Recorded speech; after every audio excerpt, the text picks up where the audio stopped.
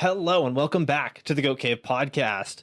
Today's guest is a well-known filmmaker within the BMX industry who has played a huge role in creating some of the best videos within the community, such as the Shadow Conspiracies, What Could Go Wrong, and the one video from Shadow and Subrosa. On top of once being the full-time filmer and editor for Shadow and Subrosa, he took the role as a team manager for quite a while. Even all these years later, he's still very active within the scene. He, alongside Trey Jones, just released one of the coolest video parts I've ever seen, and I'm super excited to be sitting down and speaking with the one and only Ryan Chadwick. Dude, how are you? Thanks for coming on. What's up? I'm doing great. I'm stoked to be here. You know how the show works, I was just telling you. So we go all the way back to when you first started riding. So why don't you tell us a little bit about how you got started and whatnot? I heard a rumor that Casey Badger might have, his name in there. He definitely was a early person in my riding career, or my riding. I don't know, what do you call it? I guess just like history, the early years, Yeah. So yeah, in the beginning, I think I was probably in 8th grade. I was in class with this kid. I still know his name. His name's Nick Daneka, and I haven't talked to him in forever. But he was into BMX. He was from I can't remember. He wasn't from Arizona, but he was from somewhere in the Midwest, and he was into BMX. And he brought like a magazine to class or something like that, and he was looking at it, and it was just like, I saw it and I was like, oh, what's that? Like, I knew kids rode, but I didn't really know like what it was. I just knew that they, kind of jumped off boards and, made dirt jumps and stuff like that. But he showed me like a ride, and it was like, oh, there's like more to it and stuff like that. And I kind of hung out with him more. I'd go over to his house, and he had a Schwinn Hydromatic. It was a J Miron one. It was army green with like red wall tires, and I thought it was the fucking sickest thing in the world. And he showed me, I think he showed me Nowhere Fast, and then he showed me one of the Road Fools, and I was sold. I was like, this is the coolest thing I've ever seen. So I begged and pleaded my parents to get me a bike, like a real BMX. Cause like my brother had like a GT Mach 1 that was like chrome, everything chrome. It was awesome. But I knew that I would have destroyed it, because bikes at that time, this is like, when was this? 99, 98, 99, 2000, something like that. I think it was probably like 98.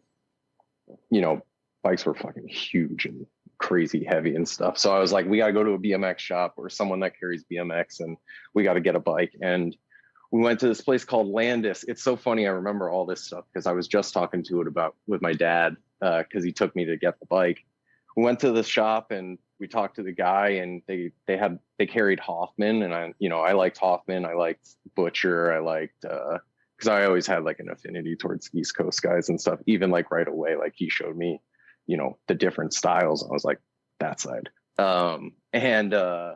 So we get the bike, and it was a orange Hoffman George Jr. And I actually went back and I looked at the geometry for it, and it was an 18.75 top tube with, I think, like a 14.25 or 14 and a half back end. And I was like, I'm a tall guy. I'm 6'3". Back then I was probably still like 6 or like a little bit smaller, and that bike was just so small for me. And I think that started off a huge problem with back problems throughout my life with riding and everything like that. But I just remember getting that bike, and I was just like and I was like, I found out about Arizona street riding and stuff like that, like Gons, Rat Boy, take your brakes off, cut your bars down. So I was like, that's what I want to do. So I ripped all the brakes off my bike. I cut my bars so they were like legitimately like this. And I just would ride around and just pick up bar spins and everything like that. And then I got my friend Sam Burrows into it, and he got a Hoffman. He got an SD4, which is a flatland frame. So like we both started off completely ass backwards with complete bikes that were BMX bikes, if they were just not what we needed at that moment. And from there, it just kind of like took off. We met a couple other guys. I don't know if you know who Dustin Oram is, but he's that guy who's at all the different contests. He's got a huge beard and curly hair. He's always smiling, and you're just like, why is that guy at every single contest? So I grew up with that guy, and him and his friend, and we just started riding through high school and just kind of like got deeper and deeper and deeper into it, watching tons of videos, getting all the magazines, just like really diving into it. And like I really loved like the core scene of it, because it was big, but it also was coming from when it was really, really small too. So it was like it was about to have like the huge corporate X Games, Dave Mirra, Slim Jim, like all that kind of stuff was getting huge. But at the same time, like the street core, like Arizona street riding, East Coast street riding, like all that stuff was like so raw and like cool that I kind of just started gravitate towards that stuff and dive really into just BMX as a whole. I was on BMX board, like I loved that shit, and I still know dudes from that to this day, like Charlie, like he and I were homies back in the day, just BMX boarding it up and stuff. I remember I have like a post on there as one of my first posts was under how to's, and it was how to 180. And I'm like, I look back at that now and I'm just like, what the fuck? Like, look how far, look how long I've been doing this. Yeah. Like I'm still, I can trace it back to like literally that one dude, Nick Daneka. Like I say that every time someone asks me, because it's just like, I literally owe everything I got right now to that guy just to get me into BMX. Cause it's been a part of my life for 22 years or something like that. A lot longer than it hasn't been a part of my life. Dude, that's wild, eh? Yeah.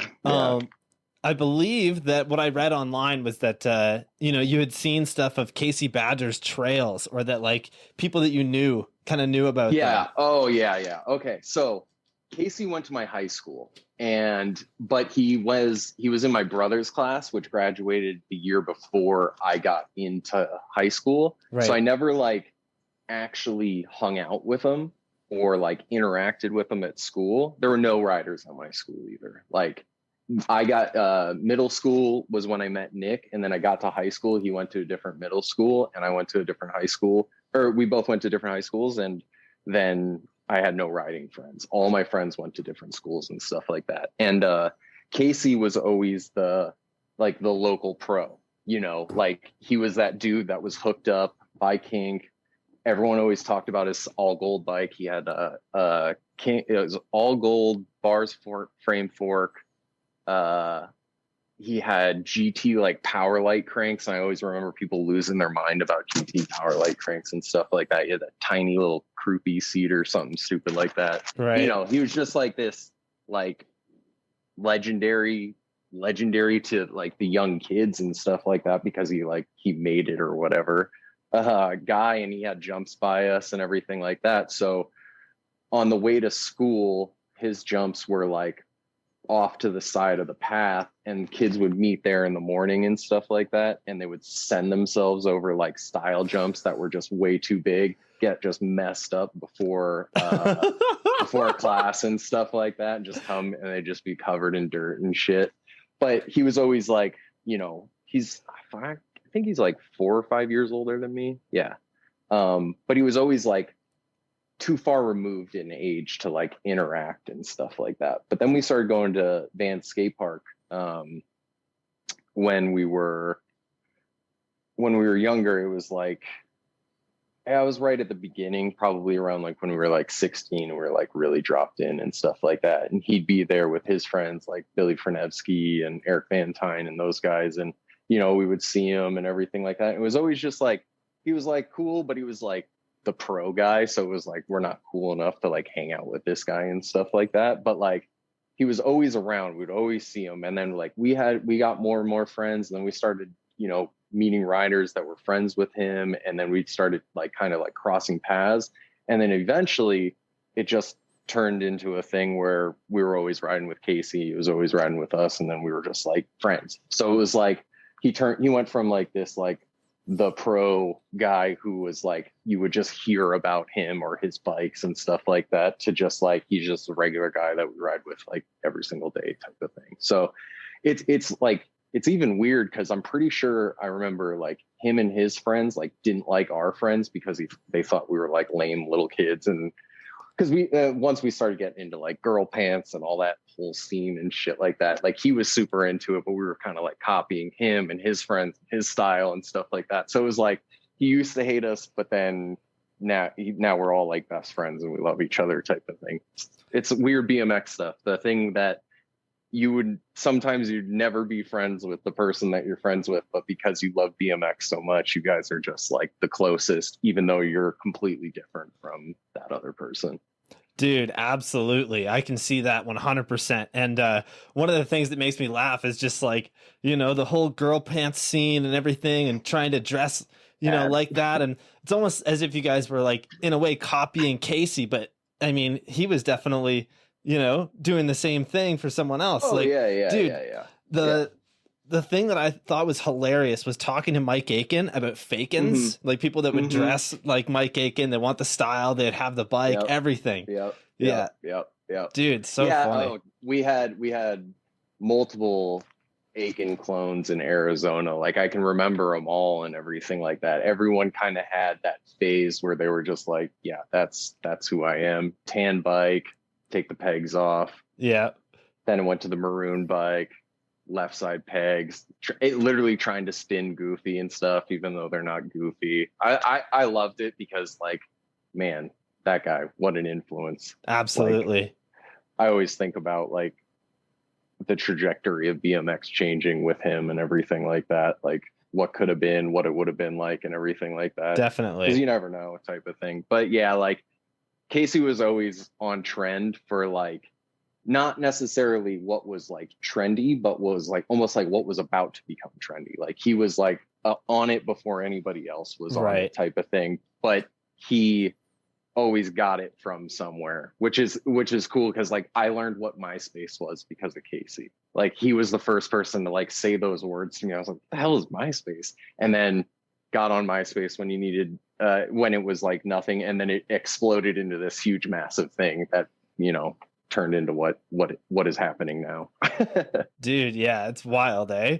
Another thing you mentioned there a minute ago was just being friends with people just because you guys ride BMX, and outside of that, not really being friends. And I see that so much, man. Like pretty much all of my friends that I ride with locally, I would never hang out with outside of riding BMX. They're just, not my kind of people, and that's okay. But like, dude, riding BMX with these people, incredible. Like some of the best moments of my life have been with these people that I don't think I would have met in any other situation, Exactly. It's like that common ground is all you really need. Like definitely. You can understand who someone is and why they're different based on the fact that you share a common thing that is like so special, like in the same way and stuff like that. So yeah, it's cool. I think about that a lot because like I love my friends, but my friends drive me nuts and I drive my friends nuts. And oh dude, yeah. Like, we've gone through like 6-week trips in Europe where we didn't know what the fuck was going on and like everything like that, but like kicking my friend into traffic, almost getting hit by a bus and stuff like that. And then, I love him to death. Like I would do anything for him, even though I would want to kill him at the same time. BMX is like that. That's the coolest thing about it is like just how incredibly diverse it is. And it just brings all these weirdos together. Absolutely. And that's like everyone is a weirdo. Like you have to be. Bike people are just weirdos. Like even outside of BMX, more so outside of BMX. But like just if you're into bikes, like you're a kook for sure. Oh yeah, absolutely. Yeah, it's funny, right? Like when you really think about it, I never really got this until like recently. But, being 26 years old or turning 26 and riding BMX all the time, and this is like the most important thing to me, people that don't ride BMX are like so blown away or they have so many questions or they're so interested just because it's so different and they don't see people that do that, which is they don't get it. Yeah, they don't get it because a lot of people don't have that like super incredible passion, like the not necessarily like you don't have the passion, but like you don't have that thing where you're just like anything about it is like exactly what you want. You just want every bit of it. And it's definitely like you never get sick of it. Well, That's not true. Everybody gets sick of everything at some point. Like they need a break or a change or whatever. I know I've gone through many phases in my 20 years or whatever of loving it and like absolutely hating it. But yeah, it's just like, it's such a constant. It's crazy. I don't know what I'd do without it. Definitely, man. A few minutes ago, you mentioned MySpace, and I was really interested if, posting clips on MySpace had really ever done anything. Did you guys do anything like that? No, like posting, well, kind of a little bit. We, this is the best thing ever. We were, I think this was like sophomore year in college. That's how I go off of it. A couple of our friends were in college, a couple of us weren't, but we all lived in Tempe where the college is. And, we all lived together and we all rode, the whole time and everything. But we did this thing called Dickfo, which was like a t-shirt company, just corny shit. But we would make like spray paint stencils and we put them on shirts, and we made like a whole MySpace for it. And like we would go shoot photos and I'd do like some crappy Photoshop on it. And just really like we really thought we were cool. It's like back when like Lifeline was a thing, if you even remember what that was. But like, we thought it was like hip and cool and artsy and like we're awesome. And we made a couple of little videos, but like clips then, I can't remember what year that would be. Probably like 2006 or 7 or something like that. It wasn't like as easy to like put video on the internet. Definitely like, not. That is like, it was like almost impossible to find good video stuff online because download speeds were terrible and blah blah blah. But I think man, I'm trying to think when we really kind of started posting video stuff. Must have been around like the early stages of Vital and like that kind of stuff, is because like I knew Kyle Carlson from when I was younger and stuff, and we got into video kind of around the same time, and we could kind of bounce stuff back and forth between that. But some video stuff, but it would need to be hosted on like a website, then you download like a QuickTime file and stuff like that. So yeah, a little bit harder. We had a website called southwestbmx.com that we did like a little video contest with the Arizona scene, where it was like teams of riders, you film and edit, and then we had like a video premiere with all the edits and we hosted them online and stuff like that. That was pretty cool. That was back in the MySpace days. Dude, that sounds rad. I really like that idea. I've had actually I thought about bringing that one back, like just for fun, because it was really awesome.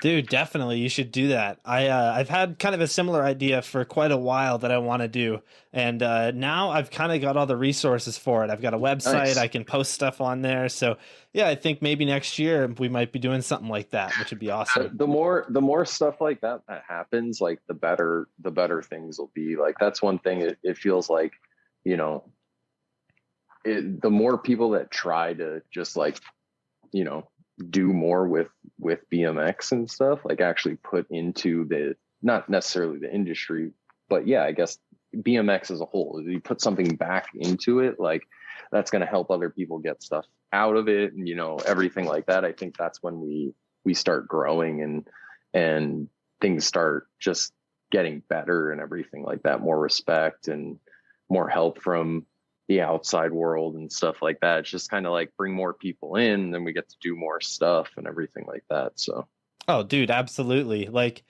if you really think about it, BMX I feel like is almost bigger now than it ever has been, just because with it being in the Olympics and everything. Like I know people I do think that as well. Yeah, definitely. I was gonna say too, like BMX is all about what you put into it. Like you can make it the best thing in the world if you put the time in and you put the effort in, but if you're not willing to do it, then your scene's only going to be as good as you or the community makes it. Oh yeah, so 100%. Yeah, I mean, I'm guilty of it. Like there's a saying that you can't spell lazy without AZ. Like just because the Arizona scene is not lazy or anything like that, but some aspects of it definitely were, and it's just any time that someone does something, it's awesome. Like, Definitely. it doesn't even matter like the scale that it's on or anything like that. Is like, if there's more than like 20 BMX riders in one place, it's usually fun. You know what I mean? Like, regardless of what it is, just because you're all like, oh yeah, BMX is fucking sick. Like, yeah, you can just get down on that one idea, and it could literally be riding curbs and stuff like that. You know, like, getting people together to do a street jam is not that hard, just because the moment that you're all together, it's just like people start seeing it and latching on and latching on and latching on, and then just goes from there.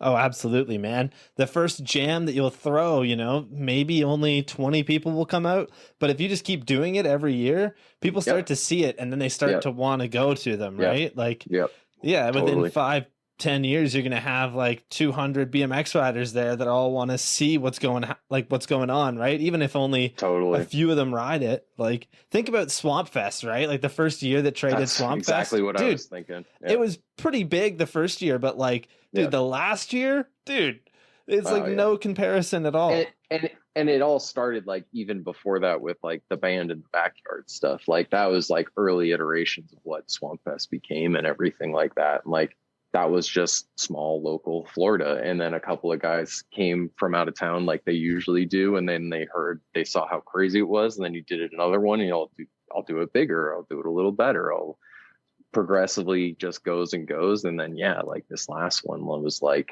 and even this last one, I felt like people were like, I'm not really sure if I'm going to go. Like, people were like hesitant and stuff, but I feel like it was just like it was the best one, just because it was like every single person that was there wanted to be there. Definitely. Like, they wanted to be a part of that. And the vibe of everything was just like, it was just awesome. You know, like, it was rainy at some points. Like, people were like worried it wasn't going to happen or stuff wasn't going to go right. And it was just like, no, like, nobody cared. They just powered through it. And there were people from California, there were people from Canada. Like, it was awesome just based on the fact that like people still tried to come out regardless of, the situation, how hard it was to get there. Oh yeah, man. And people went hard, dude. Like, that's got to be some of the best footage in 2021, was like people trying the loop rail, or that dude who tried the 16-foot source loop. Like, dude, crazy, insane, right? Yeah, no regard for sure. But like the glory of it, like just that epic, like that, if you get out of this, if you ride out of it, you're going to just, everyone's going to lose their mind. Like, that's what it is. That's what the whole thing is. And it was the loop rail was just crazy. Like, the moment, what was that guy's name? Oh my God, man. I'm so terrible with names. Yeah. I'm really bad with names too, but whoever did it, the moment he hopped on, like, obviously there was that whole thing where like he hopped in and it like landed in a Smith, and Panza or whatever is like, you don't got it or whatever. I was just like, I didn't see that live or anything. I saw the video. I was just like, oh man, that's not going to look good when he gets this. But he, the first one where he got into the double peg and he kind of like rode up the transition, I saw him like drop his shoulder and kind of like move his head. I was like, oh, this guy knows what he's doing, like upside down. Because like I've never been upside down. Like, I do not attempt that. It just like, I'm like a cat where it just like wants to flip back onto its feet type of thing. Right. And that guy, like, he actually looked into it, and I was like, okay, he knows that he's riding it like a loop type of thing. And like Linwood, like, the most power to him, because he like went full send. Like, I don't know if he's done a backflip. If he has, that's awesome and stuff like that. But he was just like, all right, if I'm going to go around it, I'm going to go fast. I'm going to go around it. And he went so fast one time that he literally shot out of it. And that was like, oh my God, I didn't know that was even a possibility. Yeah, that's just terrifying. Go fast and you're sticking to it and stuff like that. But his falls were like the craziest part of it for me. Like, they were just like, they were wild, like, because he like landed on the rail, but he somehow landed like both feet between both roller coasters. Like, it was just so wild. Such a fun time. And the fire was crazy. Man, you just have to be there. That's like what I'll say is like, because like you can only say it's like, yeah, it's fucking crazy. But if you actually go there and you see this stuff in person, you're like, wow. Because the video of the fire does not do it justice. Definitely not. I'll tell you that the moment you see it in person and it is that hot and like people are screaming shit on the fire and like it's just like it's a whole nother world. I think this one coming up in April is gonna be insane. Dude, props. I think there's a lot of people that were like, oh, I don't think I'm gonna go. I'll go, to the next one because who knows if it's gonna be good, COVID. And supposed to happen and all this kind of stuff. It's like, oh, this one is going to be like all those people that missed out. They're going to be like, oh shit, now's the time. Yeah, dude, I am so pumped to see what goes down in April for the next one. And props to Trey and everybody who, sets that up, because to do another one in 6 months is just mind blowing to me, dude. Yeah, dude. Like, he's literally like, he should have kept the ramps. You know what I mean? Like, I know that the whole thing is to burn them, but like 6 months later, dude, gotta burn them. Yeah. It's a testament to how hard of a worker Trey is. Like, definitely, that guy gets a lot of guff in BMX, and I mean, I've known him since he was 17. Yeah. So I feel like I have a pretty good say on who Trey is, and Trey is a really good person, and he's the hardest working dude I've ever met because he's just never not doing something. Like, I don't think he can not do stuff, like he's just one of those like, idle hands kind of guys where it just make you go crazy and stuff. But yeah, like they cut every single piece of wood at that place with one chainsaw, just for fun. One tiny little stall chainsaw. Yeah. The whole vortex thing, that's Jason incredible. did everything. Yeah, they were just like, fuck it. Like, why not? Like, what's it matter? So I think it's going to be even crazier. You saw the gator rail. Like, they could do crazier. They can just keep going further and further, man. It's awesome. Yeah, man, I'm really pumped for it. And I won't be able to make it to the next one just because I don't have a passport yet. So I'd like to get down there for one, but one of these days, man, you gotta. Absolutely. It's absurd. Yeah, I would love to, man. It's on my bucket list. But going back on all the flack that Trey gets, I have really no idea why he gets it. I honestly don't really understand. But the dude, I mean, he was, when you're 17 and you're punk rock and everything like that, people are just like, oh, you don't know what you're talking about. You're just in a phase, blah, blah, blah. It's like, no, Trey's not like in a phase. Like, Trey is, and calling him punk rock is just like, that's not just, Trey is literally just Trey. He is just 100% who he is. But like, people just see, oh, he's different, I don't like him. Or, oh, this guy likes this, I don't like that. And then they just like they just like go down to like one stupid point, and they've never met him. It's just a bunch of people on the internet that, think stuff. Then, there's all this stuff with Scotty and the channel and everything like that. And it's just like, people just like to make opinions on people without, meeting them or knowing anything about them and everything like that. And that's just how people are.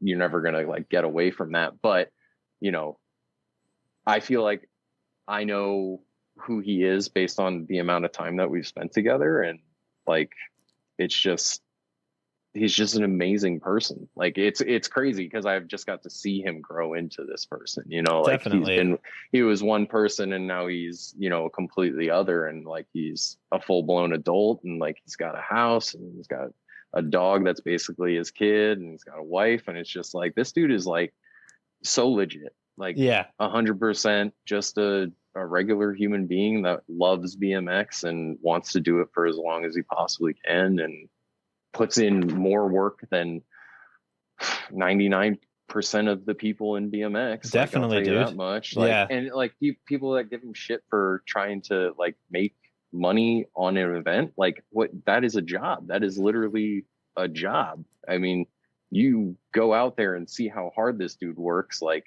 it's you'll be like, oh, he's crazy. Like he spent like 3 or 4 weeks at the place just building, like lived in a camper just to make it the sickest thing on planet Earth. It's not like, he spends money to make this happen. That's the other thing. I'm like, he should be getting, dude, with the way that these jams are like, set up, he should be more than like welcome to, take some cash off of this. This dude has set up one of the best jams in BMX ever. Like there's in my opinion, no one here will work. No, it's fine. No one will work for free. Yeah. If anybody was presented with the thing to work for free, they'd be like, go stick it up your ass, man. Like, I'm not going to work for free. And making money in BMX is looked at like the worst thing in the world. Like, it looks like anybody who is anybody would love to make a career in BMX. They just would. Like, that's the dream. And it's the most looked down upon thing. Money in BMX. It's crazy. It's just like, I don't know why, because everyone wants to be like a rich motherfucker and spend all their money on cars and bullshit and be like the skateboarders are, where they get a deck and they get to buy a car, get a shoe, you buy a house type of thing. But the moment that happens for someone, everyone's just like, ugh, like, how dare you make money in BMX? It should be free. It should be, I deserve this. It's like, motherfucker, you don't deserve anything. Like, do something and then you can say you deserve something. Like, I don't know, it's something that's always really bothered me in BMX, is that just people think making money is bad. Like, they all look up to these skateboard companies and like these lifestyles that they want to have. And they could have that if everyone was like, yeah, let's get some money in this industry. Like, let's grow this thing. But it's like almost they want it to grow while at the same time they don't want it to lose its like coreness, which that is obviously incredibly important stuff. But like, look at skateboarding, their core is their huge money making, Yeah. And even now they have the original rider-owned companies are now like the corporate sponsor, and everyone's doing their own independent deck companies again. So it's like almost on a second stage of like a second generation of rider-owned, rider-created type stuff. Absolutely. I really hope BMX does that, because I think that would be awesome. Like, when's the last time there was like a new BMX company? I know there are ones, but like a new one that really like makes like a huge impact type of thing. Like, that would be so cool if like someone did a Taj and Joe and started like a new T1 or something like that. Oh man. Not necessarily, but just like the two pros like are like, yeah, let's do something sick. Definitely. But bikes are a whole nother world, and the cost to do it is a lot different than a piece of wood and everything like that. You don't have to tell me about industry stuff or anything like that, but it'd just be cool to see BMX do something different. I think that's why we did the video. Just do something different. Dude, absolutely. And to go back on the point of, people making money in BMX, it's so funny how that works. Exactly like what you were saying, dude. A lot of people just don't want people to make money within BMX. And I just don't get it, man. I really think that like, if you really care about these people and they're riding and whatnot, you should want them to be able to do it all the time, right? Like 100%. You don't have to buy their products if you don't want to, but you should 100%. Be okay with them being sponsored by companies that maybe are outside of BMX that are in turn going to bring money into it, right? Like, especially if they're sending it. Like, definitely. Yeah. And then even, Trey, like the dude puts in so much fucking work. It's very clear. Like he should definitely be able to, make a dime while doing what he does, because he makes the scene so much better. He is a 1% BMX rider. You know what I mean? He's at the 100%. Very, very, very top, and everybody knows who he is. I personally believe that like, if he's going to make some money from Swampfest, that's fucking awesome. That's the way it should be. Like, And to talk about no fun, because this is something I really wanted to touch on, is the no fun. So let's talk about, how it all came about, and the whole idea behind it, the trip. And then we'll get into, some of the pushback that you guys got that is super ridiculous in my mind. Yeah. I'm trying to even think like, the original like origin of it. I always thought it would be awesome to do, because like, I love making videos, and I've always made videos for someone, like it'd be cool to be able to make videos for myself and like make it worth the time to do it. Because it takes a lot of time to make a video. Like the time it take, like, that's, what is it? 14 minutes, 11, is it 11 or 14? Something like that. Sorry, nerding out. But that, all that time spent driving, filming, all this stuff, like it's just, yeah, it's a whole thing. But sorry, off on a tangent. I think it started with Trey kind of wanting to do something that was bigger, because we had done like what could go wrong and stuff like that, and that was awesome. And we've done, you know, pro parts and web videos and all that kind of stuff, but he wanted to do something like that was like memorable, but not just like forgettable. Not something that was like a throwaway. And so, you know, I had always kind of wanted to do a pay thing. And then Christian and Nathan. Nathan, yeah, that's right. I was like, Dennis? No, Jesus. Christian and Nathan did it, and it was like, it was received really well. And, you know, obviously there were people who were just like, oh, it should be free, blah, blah, blah. But like, you know, it was just cool. It's like, okay, you can actually do that. Like, that's just something that can be done. You know, you always need to see it first before, at least I do. I'm that kind of person, before, you know, just like kind of send it type of thing. But I was like, hey, Trey, you want to give this thing a shot? And we had originally just decided, like, let's just take some trips, film, and see what happens, you know? And so we hit up Vans, we hit up Shadow and Subrosa, and we were like, ask if we could get some help just to, like, you know, make those trips possible and stuff. And they helped out with some cash, and we took, you know, I think we did 4 trips total. And it just kind of was this thing where it's like, let's just make something that we want to make. Like, let's make a video that is what we want to see, with the music we want to listen to, with just that is 100% us. And that was just kind of like the main idea. It's just like, let's just hit the road, film, see what happens. That's what we did. Like, you know, we were lucky that we got that help from the sponsors that allowed us to go where we wanted to go. But for me, it was like, let's make it, I mean, with all the TM stuff and everything, I'll give myself the credit of being a pretty good trip planner. Like, I can figure out some trips for cheap. And it's like, you know, what's cheaper than staying at your own house? So it was like, all right, you come here, stay for like 2 weeks. Like, let's make it worth your while. Like, get settled, go to some different places. We'll go to Florida. I'll stay with you. We'll go to the things that you've been looking at and wanting to do in your own hometown. Then I know you've always wanted to go to Portland because you never got to ride Portland and do concrete shit up there. And my best friend Sam lives up there, right with Casey Badger. We can stay with Casey. That sounds pretty cheap. And then we've always wanted to go to, like, you know, the trails up north, and the weather is like right at the perfect time to do that. Let's road trip from Florida and then come back and like get one final banger and then call it a thing. And that's exactly what we did. We just hit the road, did like 2 weeks at each place, made it worth our while, tried to hit weird, wacky shit, like just do something different, like everything, riding different, music different, look of it different, like just try and make it like us and what we wanted it to be. And it just kind of like, it was like this perfect storm of like timing and how things were going in life and everything that just kind of like afforded to work out. Like, was able to take that much time off and still have a job at the end of it type of thing. I'm very lucky that I do remote editing for this guy that is totally stoked on BMX like I am. Like, he doesn't even know what BMX really is, but I've shown him what I do and what the industry is and like what I've been doing with it for so long. And he's like, yeah, take your trips.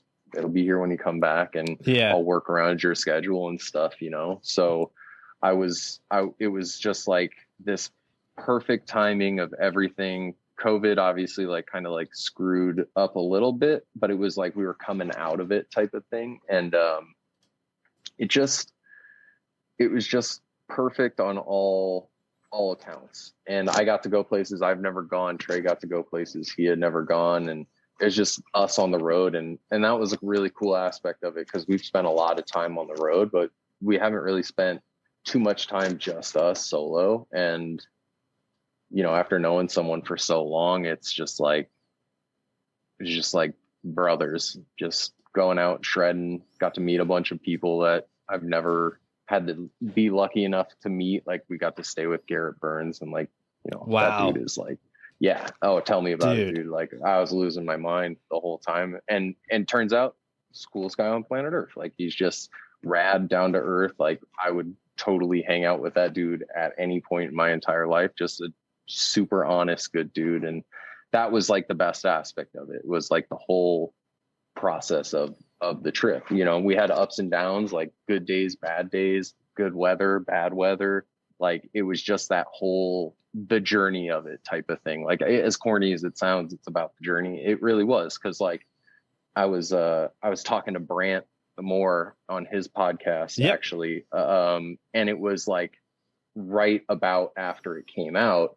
And it was just like, I was talking about, it was just like, well, that's over. Now what? And it, you know, it just kind of like makes you appreciate more that when you're like recognized, like, oh, that trip, all those trips were awesome. Like just like doing something for yourself, like not having like, not that like working for Shadow or Subrosa was like, oh my God, like I have this horrible boss over my head. Like Ronnie was like the sickest, but you know, you're doing something for someone else and you approach it like that, or at least I do. You know, I have a boss and I want to please them and I want to make sure that my work is good and stuff like that. But like, this is all about us. Like the only people that we were really concerned about like pleasing was ourselves. Like that, to be perfectly honest about it, like we were just like, let's just make something that makes us happy. I mean, that's why there's a credits to a web edit. Like I love credit sections. I'm like, I'm putting a credit section into it. Like, that's just like who I am. Like, that's what I love to do. And that's basically everything. That whole video is Trey and me together in a nutshell. So, dude, that video is incredible. I bought it on, I believe it was Thanksgiving weekend. And nice. at least, you know, the US Thanksgiving. But when I bought it, you guys had a discount code running and I did not use it. And I did that on purpose because I was like, dude, thank you. It's $3. Like even in Canadian, dude, even Canadian Monopoly money is like $5. You know, it's not a big deal. But that was always like we figured at some point like people were just going to be like, they were going to have an opinion on it or they weren't. And we didn't really talk about that it was going to be like a pay part or anything like that, because I didn't really feel like there was a need. Like if you wanted to see the video, you wanted to see the video regardless of like the cost of entry, because in my eyes, $3 is, people will throw away $3. Like they would, they wouldn't be concerned with it. But when it comes to paying for something with BMX, $3 is a lot of money for some reason. It's just, you know, people just have a weird thing with money. It's just like when they're buying something and they, like the value of it to them is obviously much different, but like, you know, people value that $3 for a coffee and it's no big deal. And then, you know, they look at a 14-minute long video part or 11-minute long video part and they're like, I don't know. Is it worth it? Is that 11 minutes, that $3 whole dollars? And it's just like, dude, like, you spend all day watching web videos. Your Instagram is chock full of BMX. Like you get so much of this stuff for free. Why wouldn't you? Why do you think twice about paying for it? Absolutely. Like why? Yeah. Like, why do people? And I mean, everyone does it. Like an app on your phone. If it's $5, get the fuck out of here. I'm not paying $5 for an app. But dudes, software developers spend so much time and everything like that, but obviously they're selling it to millions of people. I'm kind of selling it to, you know, not that there's not millions of BMX riders, who knows if there are, but like, you know, it's a lot smaller of a community. You think it would be more, you'd think the community would embrace that stuff more, but it's like, I don't know if it was because it was Trey. I don't know if it was because it was a paid for thing. I don't know if it was because of me. I don't know. Just people, some people, not all people, because a lot of people bought it. Like, but if I told you the actual number, you would be like, no fucking way. Like it's not like it's like a fucking money maker. I'm not rich, like guaranteed not rich. Like it was what it is what it is, because it's still on sale and stuff like that. But people's attention spans are just, finite. And, that rush at the beginning is what it is. And the video is what it is. But the reaction that we got to it is literally the only thing that matters. Like all the kindness, all the good words that people put out there about it and say about it to me, like when it premiered and after it premiered, and even when people were ripping on it for it, costing money and stuff like that, dude, that's all it was. That's all that matters to me. Like I couldn't even believe like some of the people's comments, because it was like small stuff that I didn't think anybody would like notice or like talk about. And maybe that's just like me being like, hard on myself in terms of like my own product and stuff like that. But people would like comment about, the spots or the song, but even down to like, like angles and like random stuff. And I just like, damn, like I think about this stuff. I don't really know if anybody else does, because I like go super OCD with shit. But like when people point out those small things that only I think I'll notice, like that's like everything to me. And that's what it was with the whole video. Like I haven't heard anybody say anything bad about it outside of having just to pay the cost for it. of it. Yeah. Yeah. And which is like, that's kind of cool. Like that's awesome. And, we had the support from everyone. Like fans was down. Shadow and Subrosa was down. Everyone we were with was like, oh, that's fucking awesome. It's cool you're doing it. So like the only pushback we got were from people that probably weren't going to buy it in the first place because they don't like Trey or whatever. Dude, I bet you half those people wouldn't have even watched it if it was free. Like the thing you got to look at, even if you put it as 1 cent, people had to put in their credit card information to put 1 cent. Yeah. 60% of the people that would have like said they were going to watch it aren't going to watch it at all. And you know what? Fuck those people. Like really, it's in my opinion, you guys are almost smarter for putting such a low paywall on it, because the people who want to see it are going to be down to support you guys. They're going to tell everybody about it. And on top of that, they would have watched it for free anyways. People just for some reason think that if a video gets 40,000 views on, YouTube, that you get a big paycheck. You barely get anything, dude.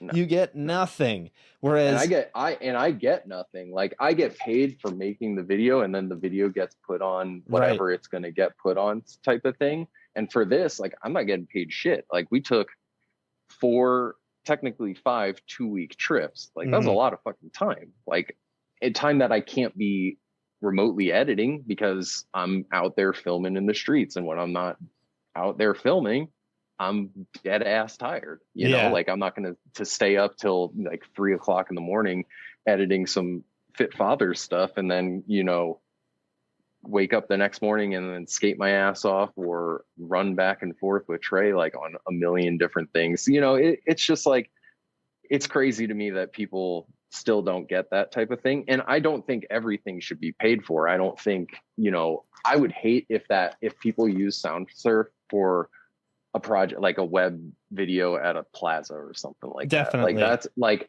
I wouldn't, if someone started like, hey, give me like $5 for this plaza edit, I'd be like, no, like, but if you know that or you at least assume or see that these people are putting in like their hard time to bring you something that like we want you to be stoked on. Like we're doing this for ourselves, obviously, but like there's nothing better than presenting something in BMX that is like broad, like that people love, and it's just, I hope that it's something that people normalize. I hope more people do it. I know Christian's doing it with other people. He's been working on them for like, I know DeMarcus got his like final clip or something a while ago, and like do that more. Like let's keep it going, but also make the content like quality. Of course. Like, I'm not talking about like you got to film it with a 4K camera and all this kind of shit. I don't care about that. Make a good video, put the time into it, go to the spots, put your blood, sweat, and tears into it type of thing, and then ask for, something back from it. Skateboarders don't have to make pay parts because they get paid. BMX riders don't have that we can't afford that type of thing right now. And so what a better way to get paid than like crowdsource that shit. If you're stoked on this trick or this video that these guys made, show that and buy it, you know, like, and I obviously you can't see it and then buy it, but like, don't be like, ew, $3. I'm not going to do that. Like, this is BMX. Like, you bought videos back in the day, but that's the thing, is obviously kids never did buy videos because the DVD was dead before most of these people were popular. Exactly. Kids who are like really consuming BMX were into it, but like, you know what I mean? Like, you've always had to pay for stuff that you like, the latest and greatest. I mean, we had to pay for everything to get any bit of content with BMX, videos, magazines, whatever it was. Like, we spent money to get that. So obviously I come from a different, you know, mindset about it all. Cause if shit cost $3 back in the day, I'd be like, sign me up. I will buy as many $3 video parts as humanly possible. But, oh yeah, dude. You know, I think it can get there. I just think it needs to be like a whole BMX culture shift about money and just not being like down on people for making it or trying to bring more of it into BMX or taking some out after bringing in so much, you know, type of thing. So I don't know. I want riders to be able to afford to send themselves and not have to be like, oh yeah, now I got to go to my part-time job. Like, that's not being pro. That sucks. Yeah, literally, dude. Yeah, that's just like, that is whatever. And you know, people can afford to pay these guys for sure. Definitely. What I wanted to mention too is that, you know, we talked a little bit about the music and whatnot. The editing was lined up perfectly with the clips and like the music and everything. And that is such a huge thing for me. Like my Awesome. full length Space Goats that I made, I spent 3 years on that video, and I swear most of the time was literally just lining clips up within the music, making like little tiny cuts that, you know, somebody wouldn't even notice that I would just like be so hyper, you know, aware of. That's what it's all about, man. Dude, one of the clips that I wanted to mention is that in the second song of Trey's part, there's a gap to Firecracker. And when he does it into that long stair set, it matches up perfectly with the music. Dun, dun, dun. Yeah. And then the fiddle's playing as he rides down the stairs. Oh yeah, man. That is like the perfect thing. Like, that is seriously one of those things that when I see that, just because I love BMX so much and I notice that stuff right away, literally the hairs on my arms just stand up. They're like, oh my God, this is incredible. Yeah. Like that's why I made it. Like, hearing that stuff is literally why I do it. Cause like, I'm like sitting in my like fucking editing den and just like going crazy over like one clip, couple of frames, just like 1, 2, 3 frames. No, maybe 2 frames this way. No, maybe like 3 this way. And I remember John Paul telling me a story about Dave Perrick editing the Empire video or something like that. And like, he said he spent like all day on like one clip, and all he said he was doing was just moving one, like flipping them back and forth, flipping back and back and forth, same song. And I was like, that's fucking hilarious. And like, turns out that's just exactly what I do. I'm just like sitting there on like, I know nobody will notice it. Like, there's some stuff that I just know, like I've done that. I've like, just like kind of like, you know, nobody will notice it, but it's there for me. But when people do notice it, that's why I'm like, yes, like this is, and I know some people don't like that like style or whatever you want to call it of editing, like to the music, or like they want it to be more like background and stuff like that. But I love doing that. And that's like what makes editing fun, is like finding that song and then finding those moments within the song to like, that'll match it. It's not like I'm making like a music video or anything like that, but like it's like a symphony. You gotta like get it all going together. Like it's like a full sensory, like, oh, like this spot, this song, these lyrics, like that type of stuff. And, you know, I'm not a huge lyric guy and stuff like that, but if there's some stuff in the video where it is definitely lyrics. He's like, the devil jumped up on a hickory stump and Trey's doing the tail tap out of the pool. Like, there's just stuff like that I just like, I'm like editing and I'm just like messing around. I was like, oh shit, that kind of worked. And I laughed to myself or something. I was like, oh, I'll try that. And it's just like, you got to make the whole process fun too. Cause like, why are you doing it? Like, you know, Yeah. like there's those moments where those things line up, like that firecracker. I was like, no way. Or like when I think literally the clip before that, he does the long pedal to foot plant 180. Yep. And it goes to the cymbal crash and stuff like that. And it's just like that every video I make, there is that type of stuff, because it's just, that's what makes editing fun. That's just like Definitely exactly what I love to do.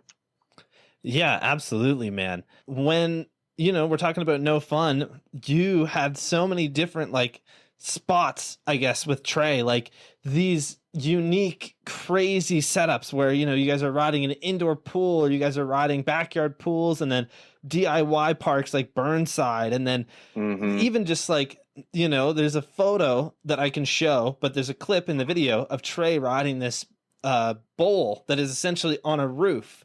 And dude, Trey is the only person that could like ride that and make it look as good as he did, and use that kind of a spot just because of his style and whatnot. And I was just so curious what it was like finding all of these crazy spots and how you guys had everything set up. I know with you being a team manager, you would set up trips all the time. So I would imagine, using some of those skills, you managed to pull some spots out of your ass, eh? Yeah. It definitely helps to have some experience with that kind of stuff. But it was definitely like a total team effort. Like, yeah, dude, that's the fucking thing. Yeah, incredible. That is a spot that's like totally not a spot. The only reason that's a spot is because Trey made it Jaws. a spot. Well, that for sure. Yeah. But do you know Jaws, of the course. skateboarder? Yep. Aaron Homoki, he's like a local kid, and he's huge skateboarder, obviously, but that thing was full of dirt and had a full like tree or a cactus in it. Right. He dug that whole thing out. Wow. Like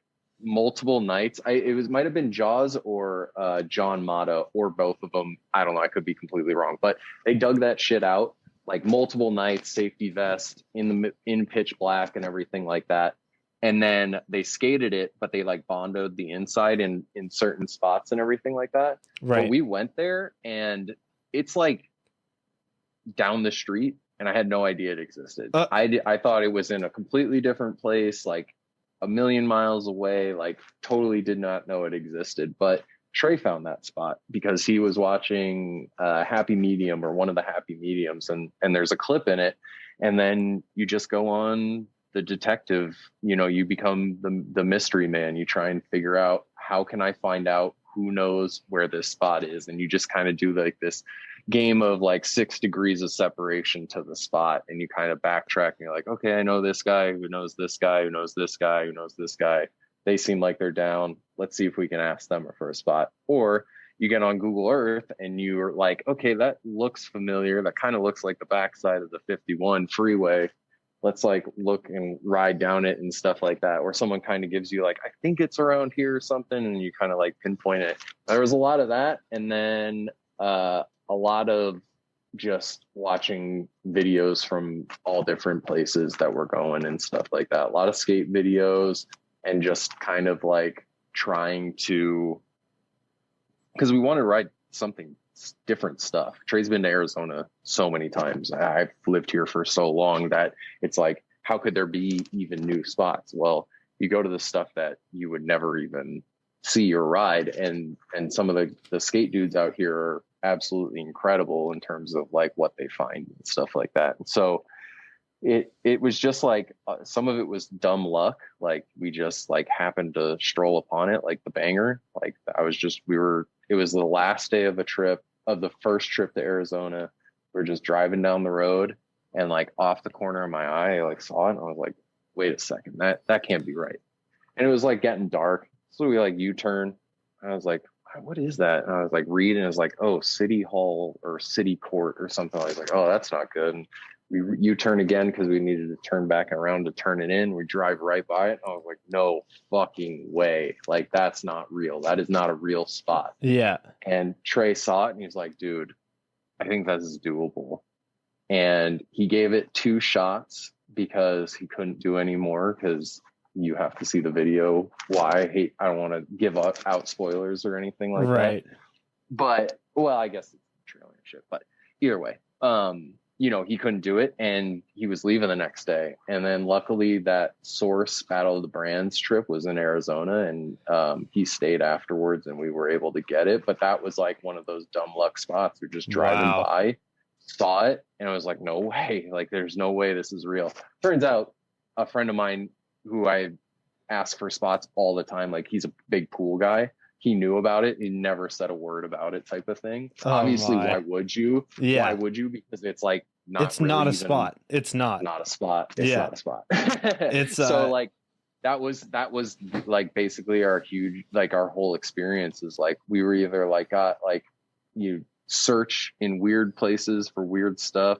You look in weird places for weird videos that, why would you know that? And then you hit the right people up and you just kind of hope that you can trade stuff or, show your appreciation in some way. I mean, we paid people for spots. Like that was like one of the main things with the trip that I wanted to do, because we got help out from the brands, was to show the people that helped us appreciation. Like we paid photographers who came out and shot. Chris Gregson, the skate filmer, he showed us like some wild ass, that roof half pipe spot. Like that was the first thing he took us to in California. I had never met him. He met Trey on like a short trip to Florida with some skate dudes, and he just turned out to be the most badass dude ever. So it was like, why wouldn't I pay you? You gave us so much footage. Like his friend Tim shot photos. Like we want to say thank you, because like if I was on a trip and some people came into town, or if I was at home and some people came to town, they're like, hey, can you show us around? I'd be stoked if they would give me fucking money, like, for doing that. That's awesome. Like, so I was like, we tried to do it the best possible way that we could in that regard too. In regards to doing No Fun, like we wanted to just show everyone, like, this is how BMX could be. You can like hit the road and you can do stuff and you can show people appreciation for not a lot of money. Like I think some people don't realize how far you can stretch a dollar, because they're just so used to like getting exactly what it is that they want, type of thing. Definitely. But there's a lot of cool stuff you can do in BMX with not a lot of money. I mean, that the old days should show you that. Like you can just hop in a vehicle. I mean, you might not want to, you don't have a car. Obviously you can take a bus. Buses still exist. Like you can do shit in BMX with not a lot of money, and cool shit too. So definitely, man. What I wanted to mention too was you had talked about a roof half pipe that you guys had shot a couple clips on.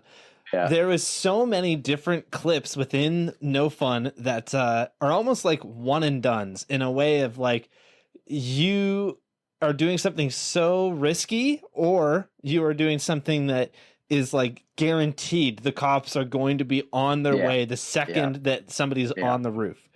Did you guys have any instances of that, or did you guys kind of get away clean? No, it does feel like we got away clean on most everything. Legitimately, that roof half pipe too. Like, Chris is like 6'5". He's massive. And so the way he was the only one that's ever skated that too. Because he's a badass skateboarder. He would just drive his car up and grab onto it and like lift himself up. Trey is like 5'8". He's a tiny guy. And we were like, well, there's no way we're going to be able to get up there.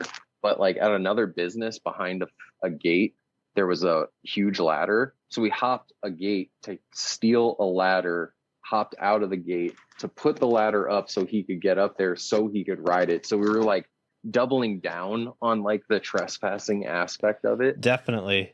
Nothing. Nobody gave a shit. Wow. That is so crazy. Trey was like, I'm not hanging out on this roof for this long, because like it's obviously like there was nothing else around. So, but there was a busy road, so it was like, it was gonna draw some attention.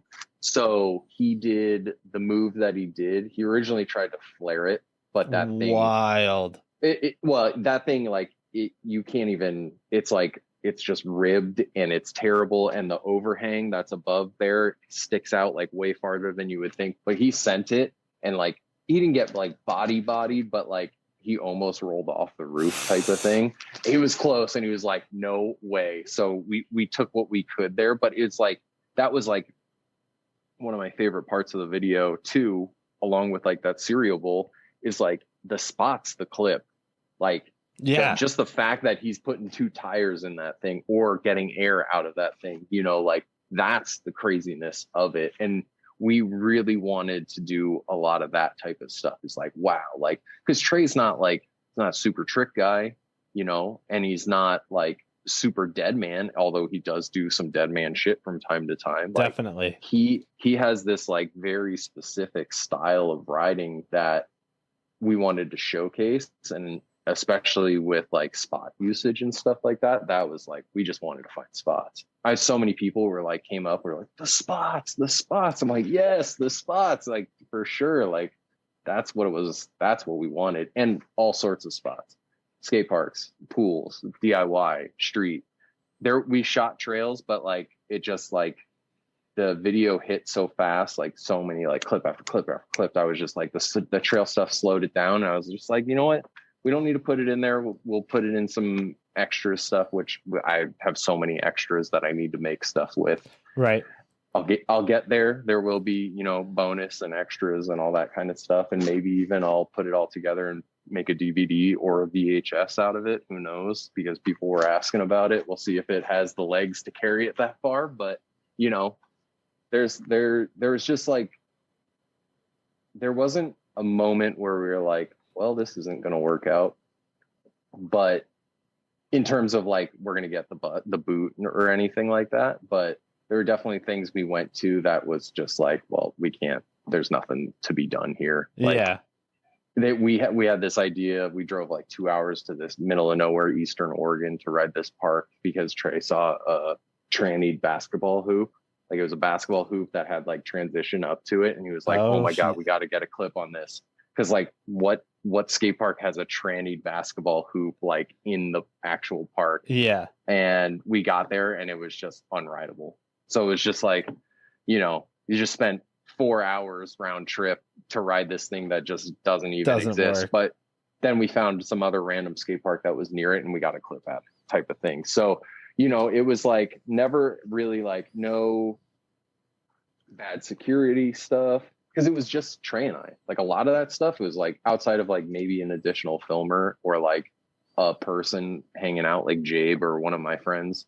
It was just us. So it was like super low key a lot of the time. And I think that was really cool aspect of it. It was like very like personal between Trey and I, just kind of like going out and filming, and I would ride and he would hang out and then you'd figure something out and then we'd just sit down with the camera. So it was just like really, it was like structured and we made sure we, went to stuff and saw things and did the thing, but we were really flexible on everything, even especially on the East Coast trip when we were driving around. We went like 2 hours, 4 hours in between spots in a day, just because we had heard something crazy like those metal half pipes in the middle of this concrete factory. Like we monster trucked through this forest to get to them. Right. And then we're like, oh, we could just drive out the exit of this concrete thing because Trey was driving his fucking like crazy monster truck looking car anyway. That's what all the workers' cars looked like. So it was just like we looked like we were supposed to be there. We just drive in and drive out. Like, that's hilarious. Yeah, you just gotta look the part. It almost worked out. Yeah, it just all kind of like it just worked out. The only thing, like I said, that didn't work out was just like when we got somewhere, it was too weird. Like, yeah, there is a too weird for sure. Which is wild when you think of Trey, right? They're like, I guess even he has issues with certain spots, which is pretty crazy. 100%.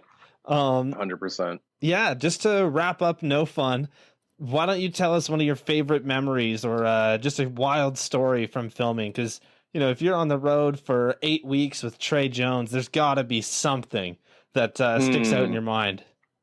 I mean, getting the banger for sure, because it was just like we had tried it that first time when we first randomly saw it driving down the road. It didn't work out, but we knew he just didn't even get the attempts to do it just because the bike was done, the shoes were done. Yeah. Too wet. So we knew we wanted to do it again, and it was either going to be like he's going to come back on just like a random flight just to come back and do it and maybe get a couple more things, or we'll get lucky and something will go on. So you know, it was always in the back of our head. And that time that we got to do it after the Battle of the Brands, it was like, I mean, I'm sure you saw the Battle of the Brands video. Trey did literally everything. He literally did everything, and he was smoked. Like, he was just beat because, like, again, hardest fucking working dude. Like, he went on that trip and he did it all. And we knew we wanted to do it, and we just wanted to make it like maximize the we needed to maximize like our attempts. So Trey hit up Vans, is like, hey, could I get like a bunch of shoes? Can I, just because like I'm trying this thing, and if they get wet, I can't try it. So I just want to kind of have like a bunch of shoes. An arsenal. Like, yeah, an arsenal. Yeah. They needed a ammo for this trick, and they were just like, yeah, of course. Like, why would you even ask? Like, you get shoes for free anyway. Like, just go to the mall and get some shoes. And we're like, okay. So we go to the mall and we get 8 pairs of slip-ons, you know, 4 checkered. He gets some colored ones. Who knows? Like, he just is like, all right, let's get some shoes. 8 pairs of Vans. They're like, what are you guys doing? And they're like, it's a long story. Don't worry about it. Yeah. You know, get them all. We need to get like oh shit. I'm going to grab it because I want to show you it. We have to go get a towel, because in the middle of the fountain is all these like pipes that are sticking up that are shooting the water out. And on some of them are these like koi fish. And I think it may be in the credits, maybe not. I don't even know if we show it, but like there's these like porcelain koi fish that are in the thing. And there was one right in the path that if he like fell on it, you know, it would have just like hit him in the chest. So we had to get some like towels and stuff. So we get all that shit and we go to the courthouse and we take the fish off. We still have it. So we got the fish off, and we put the towel on the thing, and we're like, okay, this is like safe and stuff like that. And it's like, all right, it's time to give it a shot. So, you know, he attempts it, gets wet. He attempts it, gets wet. Attempts it, gets wet. He's losing his mind because, like, this, he knows this is like the fucking trick. Like, you gotta get it. That's the one. And he doesn't even know if it's possible because, like, he's just not getting on it. Like, it's just not catching, and it's not working. And he's just like, why is this fucking not working? But he doesn't want to stop it. And each attempt, take off the shoes, dump out the water, put another pair on it, put it in the sun. And luckily it's basically the middle of summer, so it's hot as fuck, like 100 degrees hot. Yeah. And he's dying, he's shirtless, you know, but luckily he's fallen into water, so he's not too hot. Yeah. But every single time, you know, you got to dump the shoes out and stuff like that. And so he's like on this rotation, and it was just like not happening. I think it happened like 8 or 10 times, just nothing, fucking wet, so annoying. And then he does one, kind of catches a little bit of it, and he just goes into the water, and I see him look at me. He's like, dude, I think I got it. He goes back and he runs in the water again, and nothing. And we're just like, fuck. He's like, come on. Like, why isn't this working? And then he goes and he gets on and he goes around and he comes right out. And I was just like, wait, what just happened? Like, he hadn't even moved an inch on the wall, basically. Right. The one time he got a little bit of catch, it was like, oh, I think that's it. And then nothing. He couldn't get it into it. It was like a mind game, whatever. And the one he got on and he went around, he came right out, and that was it. It was done. It was like, there was no fucking up in the middle of it. There was no, like, it just happened. It was just like a perfect storm of just like it catching. His brain worked. He even thought, he's like, oh, I'll just get around it, and then I'll put my foot down and I'll be like, oh, the next one I'll, like, you know, hop out. But it was just and done. And it was like that me saying, what the fuck? It was legitimately like my reaction. I was just like, I cannot believe this happened. Because it was like, it wasn't as painful as we thought it was going to be, but it was so painful. And then it was just over with. Like, it was just like, it wasn't as bad as we thought it was, while it was still the worst. And then it was just, it happened. And it was just like total elation, because it was like the first time we had attempted it, we thought we were going to come back like multiple times. We thought it was just going to be this whole drawn out process, and we just got it. And it was after that hellish week of the Battle of the Brands, and he was just totally smoked. And it was like, we knew it. We were just like, yep, that's probably going to be the end of the video. And turns out it was. And I think it was the right clip to kind of Absolutely. like wrap it all up and stuff. And yeah, that's totally like the best memory, because it was just like, it was an absurd situation with all the shoes. We were in front of a courthouse. There's a police substation right next to it. We went on a Sunday and we got lucky, and that was it. Like, this is like one of the richest neighborhoods and like areas in Arizona. Like, there was like, I think there was 2 Ferraris, a Bentley, and a McLaren that drove by within the time frame that we were like trying it. And that was probably like 2 or 3 hours and stuff. So it was just like, you would just expect to get this boot, like water splash in, like 2 guys just hanging out in front of a courthouse, but nothing. And I got the souvenir to, dude, that is so incredible. There was like 6 of them inside of it, and like only this one moved, and it was in the right spot that we needed to put the towel and stuff. And we are just like, well, if he gets it, we're keeping it. Because the first time we put it back, and then we came back and we took it. There you go. Dude, yeah, the Ender is just such a great clip. And one of the things that I've always been kind of crucial on is that an Ender should be not only like a wild clip, but it should be very personal. Like, it should be a battle, right? And like you were saying, you know, you were just so surprised. And I think it's because there was no buildup. There was no like, oh, he's close, you know? It literally just happened. And that is one of those things that's like, when that happens during an Ender, it's one of the greatest things ever. My first... for sure. Dude, my first DVD, my last clip was something that I had pushed myself to want to do. I spent 6 months to a year just looking at the spot every single day. I would go there, look at it, try and figure it out. Absolutely massive dead man style rail hop to flat. Yeah. And I went for it and pulled it first try. And you can see with my reaction just how fucking insane, like, I went. I was just like, I cannot believe that I don't have to try this 100 times. Like, this is the scariest shit ever, and it worked first try. I'm alive. Yeah, I'm alive. Exactly. Dude, totally.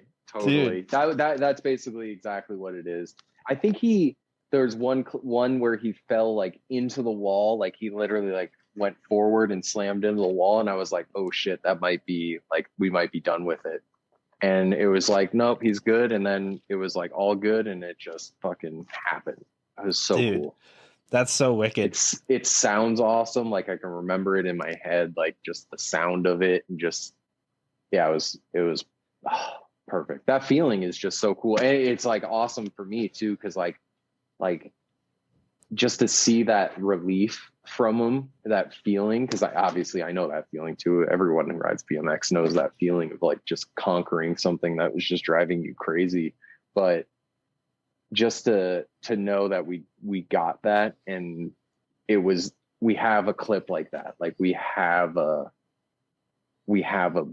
fucking wild maneuver that people are going to be like, whoa. Like, you could show anybody that clip and they'd be like, whoa. Like, dude, some random mom or something like that. Yeah. It's just like one of those like circus type tricks, and that's awesome. That stuff is what makes me so stoked. Absolutely, man. And you know, to wrap up, No Fun, if you guys haven't seen it already, go and pick it up on SoundSurf. It's only $3, $3 measly. Your Starbucks coffee costs more than that. There you go. And Trey and Ryan put so much work into this.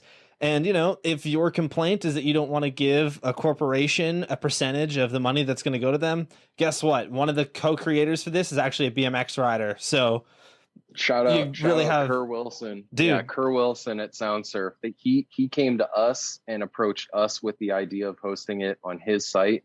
And that dude was 100% super legit the entire time we worked with him. He still is. We're still talking. Like, he is just a down BMX rider who wanted to help out some people while also trying to help out his new project. Like, awesome for him for trying to do something, you know, with his stuff and incorporate BMX, you know, and it was such a good working relationship. And I hope that people, you know, found it to be as accessible as we could possibly make it and everything like that. You know, I would much rather give my money to that guy than to, you know, some random hosting Jack at platform Patreon, stuff like yeah, that, you know?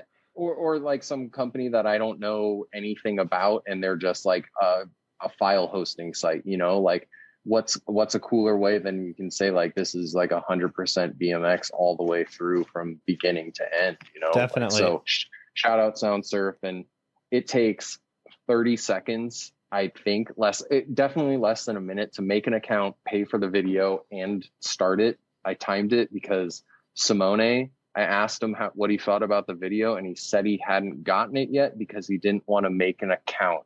And that shit pissed me off because that is my best bud. And if he was deterred by it, then a lot of people were. So 1 minute, take the time. Trust me, it's worth it. Absolutely. Yeah. You're going to watch a year this, of my life. So dude, you're going to watch this video part like 3 or 4 times. It's going to be 40 minutes of you watching it. You can take 1 minute to enter in your credit card information, make an account, and, you know, check it out. Please do. Definitely. Love it. So let's talk a little bit about what could go wrong, because I feel like that video was by far one of your biggest projects ever, and definitely one of the most successful, I would say. You know, you guys had over 100 premieres within the first weekend. We definitely did. You know, there's podcast rooms all over the world that have stuff from it. You know, you can't see it on your clip, but I saw it. I saw it right behind you. Door has it, and then I've got another poster back there, dude. It's you know, it's wicked. It's such a great video. And going back on what I was saying about No Fun and your style of editing that I love, where the clips match up with the music perfectly, I found that the intro for this video was so good. The way that it cuts from, you know, somebody doing a double peg on a rail to somebody doing a hard 3 off of a rail, and it's a different person. I loved that style of editing. I think you made such a great job with that. Thank you so much. You did exactly what an intro should do, which is not show an entire clip, but hype people up. You know what I mean? That was what I did with Space Goats, is like everything cuts pretty quickly, but the idea that you had where, you know, you're going from a double peg to, you know, there's another dude doing a 3 off of a rail. I wish I would have thought of that. That is absolutely brilliant, dude. Thank you. Good on you, honestly. Yeah, you know, I try and, like, the things that I love to try and incorporate into stuff, and like, you know, match cuts like that and stuff like that are really fun to mess around with. And, you know, sometimes stuff just happens, like you just like plop a clip down and that type of thing happens, and you're just like, whoa, that totally happened. Or sometimes you like think of it, you're like, oh, would this be cool? And it works out. But like I said before, like you saying that's literally the stuff that I love about what I do and that I can do. And the fact that you notice it, and hopefully other people notice it too, is like literally, that makes me feel amazing, just based on the fact that it's noticeable, you know? Definitely. Like, yeah, man, absolutely loved that. That was one of those things that, as an editor, I saw that instantly and was really stoked on how that turned out. That's cool, man. Yeah, and you know, just reading up and researching the video, one of the things that I thought was so interesting is that you didn't show anybody their video parts until basically the premiere. Yeah. And that is something that I have truly wished that I would have done with certain things, just because, you know, I am very hypercritical about how I would edit videos and whatnot. But when you get other people in there and they kind of put in their input as well, sometimes it can be helpful, but a lot of the times it's just, you know, it's kind of demeaning in a way where you're like, oh man, like if he's noticing it, there's a problem, right? Yep. And for sure, dude, just, you know, saying, hey, like, just trust me on this. That's got to be awesome, man. That's got to be the best feeling. Yeah, it's good. It's an amazing feeling while also being terrifying, because like obviously you know how important this part is to that rider. It's a representation of who they are. It's a representation of the time they spent, you know, putting into it, the hard work, everything. And they feel an ownership over that, because like it wouldn't have happened without them. You know, Definitely. They are what it is and everything like that. And luckily for me, I feel like I had such an amazing relationship with all of those guys and knew them well enough to where I knew what they liked, I knew what they didn't like, and I knew also that if I opened myself up to that, then it would never get done. It would never get finished. It would always be changing. It would never be good enough. It would just drag on and on and on. And, you know, when I first approached everyone, I was like, all right, here's all your footage. Tell me the stuff that you like pick out the clips that you want. I was like, all right, cool. I'm going to pick out the clips that I want. And I'm going to put all that stuff together, and then I'm going to pick from there. I'm not going to use everything. I'm not going to use nothing, you know, but what I'm using is what I'm using. It's Definitely. because either I like it, or I know they like it, or I think it serves a purpose, you know, whatever it is. Like, I just told them that I'm not in the business of making them look bad, and to trust me. And that was more difficult for some people than it was for others to hear. And I took, you know, maybe a little bit more steps to like make the people comfortable in that regard. Like, you know, someone like Lahsaan feels a lot more of a passion towards how the video part is, you know, obviously on top of the writing and everything like that, but like more so than, I don't know, just someone else. Lahsaan, I know he he makes videos. He's a That's the videographer, thing, right? He's an editor, you know, like I know he knows that stuff. So, you know, we worked with him on a song, you know, we got the song that he wanted to get, we got it cleared and everything, you know, like I tried to do it the best possible way that I could to make everyone comfortable enough to where they trusted in what I was doing. And, you know, we have done so many edits in the past together and everything like that. Just like, you got to trust me. And the main thing is just like, I had to get it done. It was a huge fucking project. You know, obviously there's a bajillion parts in it. It's a long fucking video because we had a big team and everything. We took a ton of trips. It was a fuckload of footage, you know, like, and I just knew if someone was like, oh, but what about this? Or, oh, what about that? Or, oh, I don't like that. It's like, I would just be fixing stuff for months and months and months and months. Definitely. And months. So it's just like, fuck it. I told Ronnie, I was like, I'm not gonna show you guys final anything. Here's like kind of like a rough look at like the stuff I want to use. And then I'm going to make this video. And I cut them off at one point, and the premiere was like another point, and I edited through that whole time. The only person I showed was Ronnie and Ryan Bonner, Ryan Schur, and then my girlfriend, because she was here the whole time. So she was like my main help of input, but she is responsible for some fun moments and videos that like people would never know, because she sees something that I don't even see when I show her stuff. So but yeah, I was just like, you guys got to trust me. We're going to premiere it, and that's just the way it's going to be. And I think everyone was generally happy. I think, you know, some of the stipulations that we had with the video is like, has to be cleared music, you know, et cetera, because we did iTunes and all that kind of stuff, you know, held it back maybe a little bit from being the video that we all like wanted it to be, you know, like if everyone got to use the music that they wanted to use and everything like that, that'd be awesome. But I think we found a lot of like really awesome stuff. And like, I mean, it's such an awesome representation of like one of the like best times of my life, like just being able to like hit the road with those guys. And I love that video beginning to end. Like, I just love the vibe that it gives me and the feelings that it gives me and stuff like that. So yeah, it's just it's hard with pros, because like everyone feels not even with pros, just people in general. It's like, you know, you put your ass on the line to film that fucking thing. It's like, why are you going to tell me what you're going to do with it? It's like, well, I was also the one that captured it, because you would probably be doing that regardless. You know what I mean? Right. So it's like this little balance between the writer and the filmer. And I always thought I had a pretty good balance with my guys, and they trusted me, and good stuff came out of it, you know? Definitely. Yeah, I was going to mention that, you know, just even trying to explain to people why a certain clip isn't in the video is always so difficult. Like, I've had times where, you know, my first video was completely filmed on tape. So, you know, you get a video that, you know, you get a clip and there's big tape glitches or something happens to the footage that renders it like, you know, you cannot use it. There's no use for it.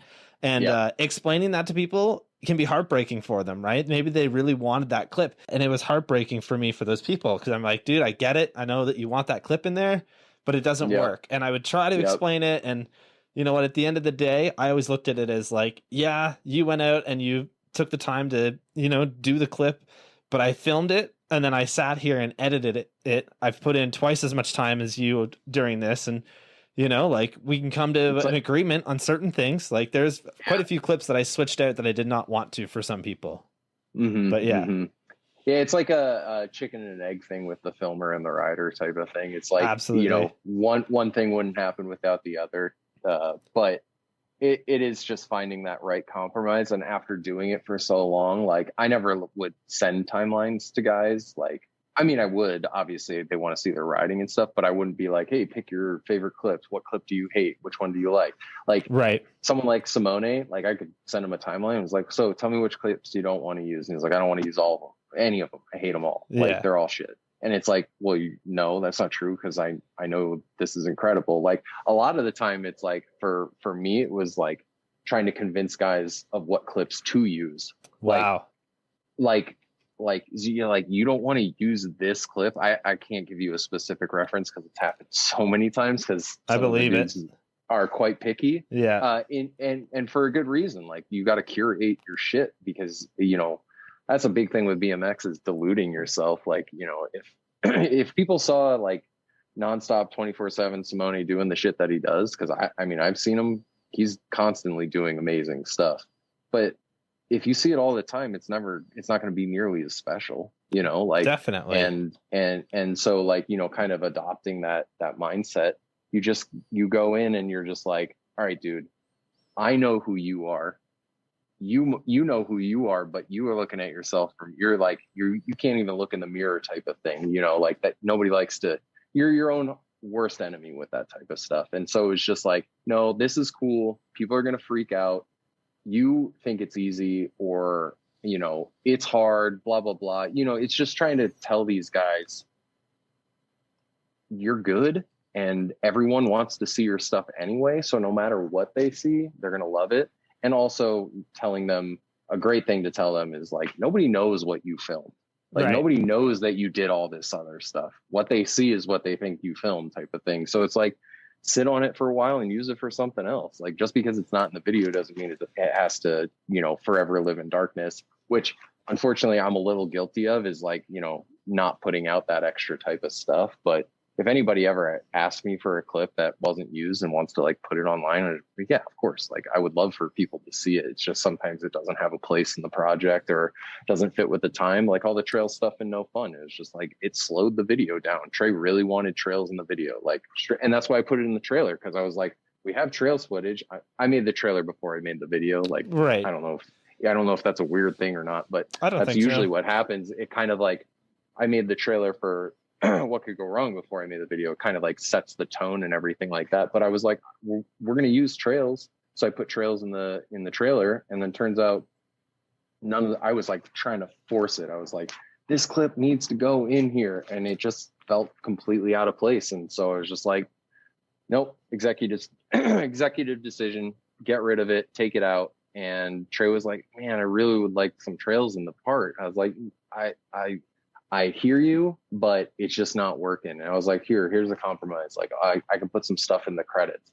And so I put some stuff in the credits, and he saw it and he's like, I'd rather just like, you know, let's use it for something else type of thing. And that's what we did. And it was like, cool. So it's just kind of trying to find that like compromise, but on a scale of what could go wrong, where you have 10 people with the same thoughts as like the other person, because it's all their part, that it's not doable. Like it is to an extent, but at some point you have to cut them off, because they're just going to either edit the whole part themselves and it's going to be terrible, or, you know, you're just going to be making changes for months.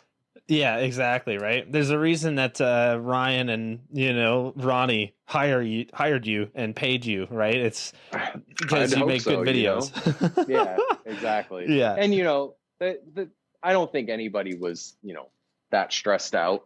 I'm sure some people were like just nervous to be nervous sake and everything like that. But I could imagine just being like, well, shit, what's this going to look like? I've spent 3-4 years working on this thing, and it could just be the worst thing I've ever seen. But I know deep down none of them were like worried about that type of thing. It might not be their cup of tea with music and shit like that, but they know that at the end of the day, people loved that video and they were stoked on it. And Absolutely. like, can't remember who it was at Swampfest, but someone was like, yo, like what could go wrong was why I got into filming. I was like, fuck, that just blew my mind. Like, awesome. Like, cool. That is like Dave Perrick with me in when I was a kid. It's like I saw Nowhere Fast and I saw Forward and I was like, that's what I want to do. I want to make videos. Like I want to film this. I want to edit. Like I love that shit. So to be able to make something that made someone want to do the same thing is just like, well, just another thing that, makes me feel good and makes me still stoked that I'm doing this thing called BMX because, it's not, you're not a millionaire working in BMX, you're kind of busting your ass to just make things work and stuff like that. And that's awesome that it's been working for as long as it's been working for me. So I hope other people get that experience too. Like, I hope that there's another videographer that gets an opportunity to be, a TM or a videographer for a brand and gets to go on all these trips and see all these places. Cause I've been extremely fortunate to go all over the world doing the same thing that I'd be doing if I wasn't doing that. I'd still be riding regardless. Like, for sure. Yeah, man, I think that's probably one of the coolest opportunities ever, right? And like just being a part of a brand like that and not being just, like little part of it, but being a huge part of it. Like you played a very crucial role in being a TM as well as a filmer and editor, right? You're kind of the person who decides what the brand is going to look like. Like you're bringing on riders, you're bringing in, you're wanting to film with people. You've got all this promotional stuff that you're doing online. You're really deciding what route the brand is going to take and what it's going to look like. Right. And that's huge. Definitely. Like, I think you did a great job of it too. I definitely remember when you were I appreciate TM. that. Yeah. I appreciate that. That was something that I really wanted to do. That was like, I wanted to make it as badass as it could be. Like I wanted it just be people to be stoked on it and to respect it and to just love what we were doing. And, I've heard from people that same sentiment, and that's really, really cool to hear because, it was something that was important to me. But yeah, it's a lot, man. Like, not being a TM itself is, a lot because you're juggling a bunch of dudes and personalities. And especially now if you're doing social media and all that kind of stuff, like as my job started, it kind of like, it went from like responsibilities to like fucking responsibilities. Yeah. Like, it was just, Facebook came into play, then Instagram came into play, and it was just like a constant barrage of we need content. And back when I started, it was just kind of like, the content was what we made out of a trip and stuff like that. Maybe we made like a cool web post, blog post or something like that. But it's amazing getting to work in BMX, but it's also extremely challenging because you're taking your passion and you're turning it into your job. And I don't know about you, but sometimes work sucks, like regardless Definitely. of what it is what you do, even if it's the greatest job on earth, some days it just is like, I do not want to be fucking working. And when you add your passion into it and you try and go ride to like, knock off a bad day or something like that, and then you get on your bike and you're seeing all these things that remind you of work and frustrations at work and stuff like that, it really kind of can take you out of BMX. And I think a lot of people experience that in different aspects, in different ways and everything like that, be it a pro or, a videographer that's getting into it and realizing that it's not like as glamorous as it can be or whatever it is. But just that opportunity to do it is like that was just the dream. It was like 100% the dream. And even now still, like after it's not over because I'm still doing it, but like leaving that aspect of it was like, okay, so I just had my dream job and now I'm leaving it. Like, what do I do next? Like type of thing. And I'm honestly still kind of figuring that out. I think I was in a weird patch of time where I was just kind of like thinking I needed to do certain things and go certain directions. And I made a choice. And I don't regret the choice that I made to leave like Shadow or Subrosa or Sparky's, type of thing. because it led to so many cool things. Like I wouldn't have been able to do, I don't think we would have done one. I mean, it would have been different. Like I made What Could Go Wrong. I wanted to win a NORA Cup. I'll be honest. The day I got the job from Ronnie, I told him one of the things I wanted to do was win a NORA Cup. That was like a goal of mine. And that was at the beginning of like, you know, the whole process. And we came out with What Could Go Wrong, but you know, we were up against Monster Video and all these fucking hammers and stuff like that. And, you know, we didn't win. It's like, oh, that, you know, that sucks. But also, who cares, because we made an awesome video and it was exactly what you wanted to do. The first thing I wanted to do was make a full length video, and the second thing I wanted to do was win a NORA Cup with that full length video. But I got to do the thing that I wanted to do, and that was awesome. And I also was at a point where I knew that nothing creatively good was going to keep coming if I was doing what I was doing. I was just kind of like spinning wheels and stuff, and so I left. But then I got the opportunity to do one, and I won a NORA Cup. And then I got the opportunity to do the X Games stuff, and I won an X Games medal. So it's like, I think me leaving was a good thing because it kind of let me reignite my passion for BMX and what I loved about BMX and what I loved doing in BMX and everything like that. So it's been a weird type of journey, but like doing the TM stuff, meeting all those Shadow dudes and just getting to travel the world and like actually like have it a say in like how stuff looks. Or like I made ads, I did Instagram, I did videos, I went to contests, I did Interbike, I met with bike shops, I just tried to do as much stuff as I possibly could and like just experience it all, and it was awesome. And I absolutely think it was one of the best times of my life, like life-changing. I moved to Florida. Like I would never fucking move to Florida for any reason, but I got the job, and then 3 days later I was there. I was like, no fucking way. Yes, I will do that. Like, you know, Definitely. 100%. But it definitely has a good and a bad thing behind it, you know, no matter what. And I never realized that until, you know, I left and kind of saw the other side of it. I went and actually got a job at Fender Guitars. It's based in Scottsdale here. Right. A friend of mine worked there, and I was like, oh yeah, this would be cool. Like it's kind of cool industry and blah, blah, blah.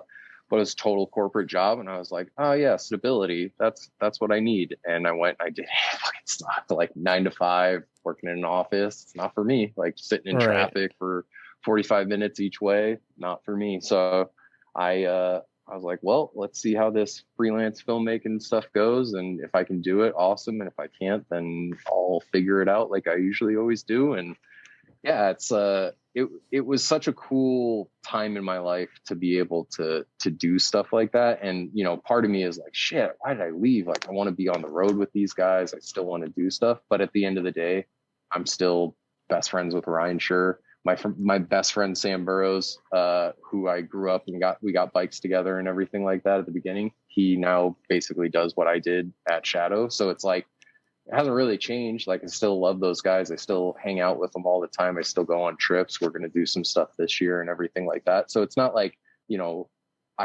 it's completely cut off or it's gone or anything like that. But, you know, it was awesome being able to be like, yeah, that fucking part's sick. Like, or like, let's make it like this, or like, how does this look of the vibe go and everything like that. And I mean, I'll be 100% honest. Like I did not care for Shadow when I started riding. Like when it came on the scene, I was just like, I don't get it. It's too much for me. And it was just not my vibe. Like I was all about Odyssey or whatever type of thing. Right. And, you know, I was friends with Ryan before Ryan Sure through Casey Badger and, you know, all those guys before I got the job and stuff like that is kind of part of the reason why it all kind of worked out and everything like that.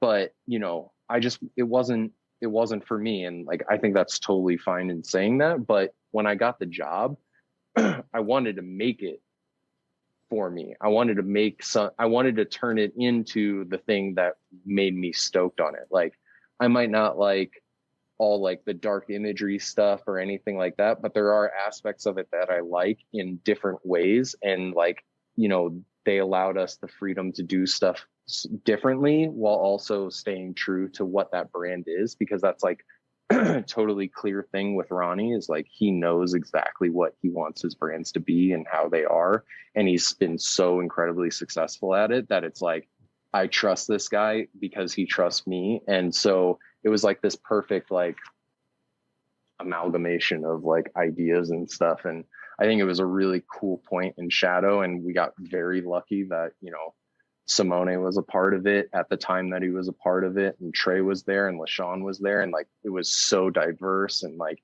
all different styles of riding, but everyone could hang together. It was like, dude, it was so cool. Those trips are just some of the most fun. Like you if people were like, who do you think is the best friends on the Shadow trip? Like what three guys like really got along the best?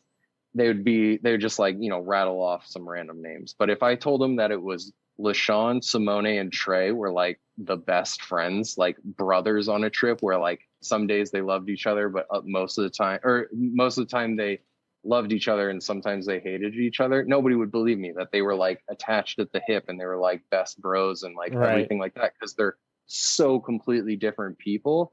But that's the best part about BMX is it's just like you're forced to go on the road and experience life with these people. Let's find the best aspect of all of that and just have the most fun with it. And that's like what we did. Like great times, terrible times, regardless. Like I know all three of those guys, if we got in everyone in the same room together, like had a little reunion, which I would love to do. Oh my God, that would be the fucking sickest thing ever. That would be awesome. It would just be like, you know, it would just be like we were all on the road together again. Like everyone's different, but they're all the same at this point. And, you know, I love those guys like they're family, and I know they love me back like that. And it's just so cool to have that in BMX. Cause like, you know, you have that with your friends and everything like that. And I have that with my friends, but I also have that with like a whole other group of friends that are like, we've experienced such crazy places like Russia and like, you know, all over Europe and, you know, just different places that you never thought you would go. And you're just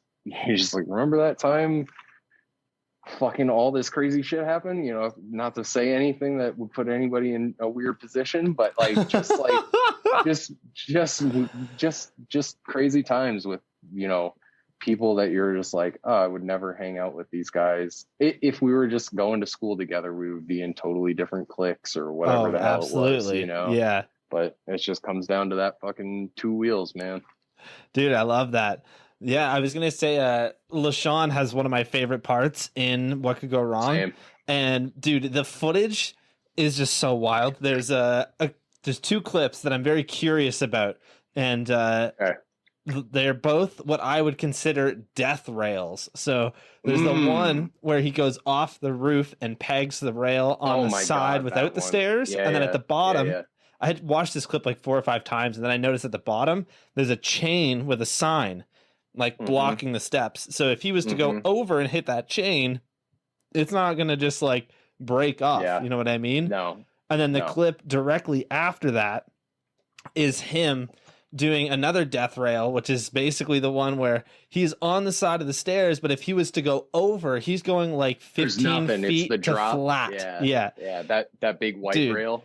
Yeah. Those things in my mind are both rails that just like they should never be done. That's why I call them death rails, is because it's like 100%. You get people like Dylan Lloyd who tried one where it's like one of the I don't know if you've seen that clip ever, but it's like the scariest clip ever. He essentially goes and tries to do this rail that is like a fire escape rail and just goes right over the side. And it's like, dude, like, I don't know how that kid made it out of there. Like, it's Lahsaan is like the king of the one and done. Like if he's sending something, he sends it and he gets it. It's crazy. Like that dude has so much natural talent on a bike. It's unbelievable. That's like the main thing with all those Shadow guys is like, if you rode with them in person, it's like a whole nother like aspect of them, which is like an amazing thing that I always think about. But specifically those two rails, that roof rail, if you watch it too, right before he hops on, there's a small downslope. So he gets like what would put you into the anti-hop position and send you forward. And then, the sign at the bottom, lace that, first go, no problem. Like it was nothing. And then the big white rail with the huge drop on the side, if I can remember correctly, we were there. Trey asked Chad DeGroot if anybody had done it, and he said that he took Kaczynski there and he didn't do it. Wild. And Lahsaan was like, well, obviously I'm gonna do it. So that was like kind of like Lashawn's mentality. He's like racer guy and shit. So like Yeah. he's just like full send, always full send. Yeah, right here. Yeah, That dude. he's got that little down hop, and then yeah, this next one, Tammy, for sure. It's Oh, so not white. wild. Yeah, dude, I love that clip. He's the Yeah. best, dude. Lahsaan, like I hope if he hears this, I'm not sure if he is or not, but like I love that guy, like my brother. We spent so much time on the road and just hanging out, and he has got such an interesting story, and I think I think he is one of the most unique dudes that I've ever come across just in life in general. Like he's experienced so much in life, and just like this Dude, what the so fuck? wild. Just the biggest rail hop on planet Earth, and you're just like, yeah, I got it.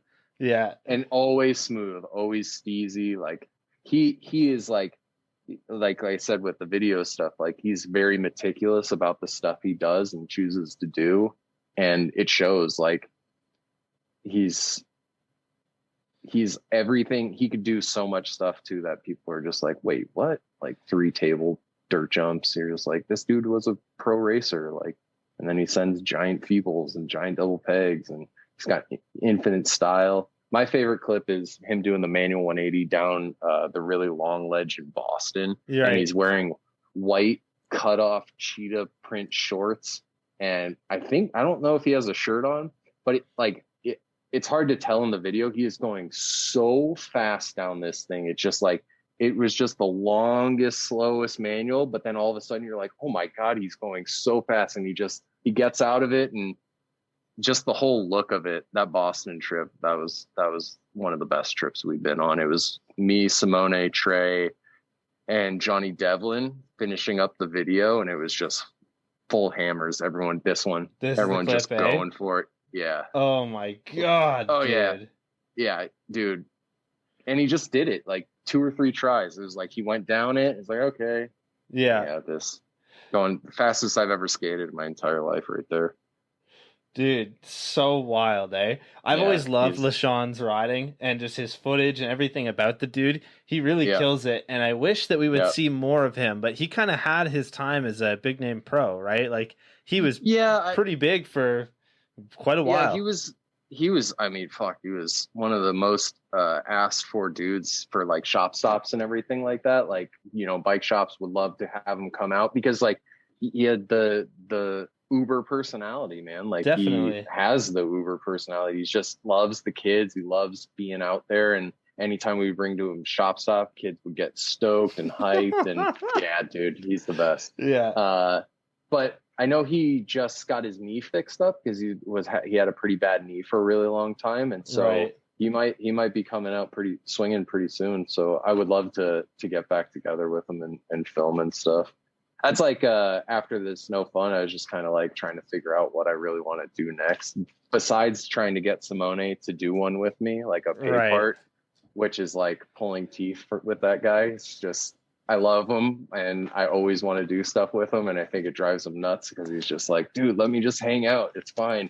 Yeah. But I would love to do like a video part with all these guys again, because they're all still progressing and like killing it. And yeah, if I could do like a video, like a DVD myself, it would probably be with Lahsaan, Simone, and Trey. Like that's what I would want. Like I'd do like an anthem style video. It's just like 3 or 4 parts. I would still just do it with the guys that I would do it with before anyway. They're like my favorite riders. Like even if I didn't do the TM thing or anything like that, those guys just like infinite style, like all that kind of stuff. Like they all speak to me in some like weird way, and they're my favorites. Definitely. Yeah, I always loved Simone and just his riding. And when you guys did X Games Real BMX Street, it's one of my favorite contests every year because they give credit to the filmers as well as the riders, right? You guys are a 50-50 team essentially. Yep. And with Stu running the whole thing, it's going to be good. Yep. But yeah, you guys ended up getting silver for your part, which is incredible, right? And I've always loved both parts because the theme of being in one city really opens up like a whole different style of video, right? Like not sure. only are you going to be able to get some really cool B-roll that actually makes sense and it's like incorporated within your travel and your experience, but it makes it a lot harder to get out and do certain things other than, you know, if you're in Barcelona, which like, For sure. let's be real. For sure. Yeah. Barcelona is like a cheat code for sure. Yeah. And luckily for us, you know, Simone lived there. So it was like I could come and stay with him and it was cheap. So, you know, that first one we did 3 different trips. So it was like probably 10 days trips each. So, you know, close to a month of working on it type of thing. And right. that one was awesome because it was just like, whoa, what an opportunity. And the moment that I heard that there was a contest like this, or like the first one I saw, I was like, I got to do this. Like I fucking fingers crossed that, you know, one of the guys get invited to do it and stuff like that. And, you know, luckily I got that invite from Stu. God bless Stu. That dude is the best. He's the I don't man. know why I said God bless, but yeah, dude, Stu's the man. He's yeah, I owe a lot to that guy for a lot of different things. Like he's always been such a cool guy in BMX towards me and everything like that. But yeah, dude, doing that X Games, I was just like, all right, like let's try and win this thing. And which is the complete opposite mindset of Simone. Simone is super chill. He doesn't want like as big and looked at and copied as Simone is, like he's a very like, you know, chill personal dude that, you know, he's not asking for all this like, you know, craziness surrounding him or everything like that. So, you know, I wanted to win it. He was like, I'm cool with the silver medal, which funny enough turns out that, you know, that's what happened type of thing. But we went into that one with the mindset of like, let's do something really good. Like he wanted to show people, you know, what he was capable of. He wanted to like, you know, make his mark. As much as he said like, let's get silver, I'm sure he wanted to, you know, if he got gold, he wouldn't be mad, you know, definitely wouldn't be mad about the paycheck and everything like that. But, you know, that one was really about kind of like, let's do this absolutely right. And kind of like a precursor to No Fun, 100% us. Like, let's make it like your style with, like the dude who made the song for us, like was a friend of Simone's. And like, so it was like, kind of like he was from Barcelona, kind of like brought it all together type of thing. And that was awesome. Results were crazy. We won fan favorite, you know, got the silver medal. Because of fan favorite, we got to come back, which was like, fuck yeah, that's the dream, get to do it again type of thing.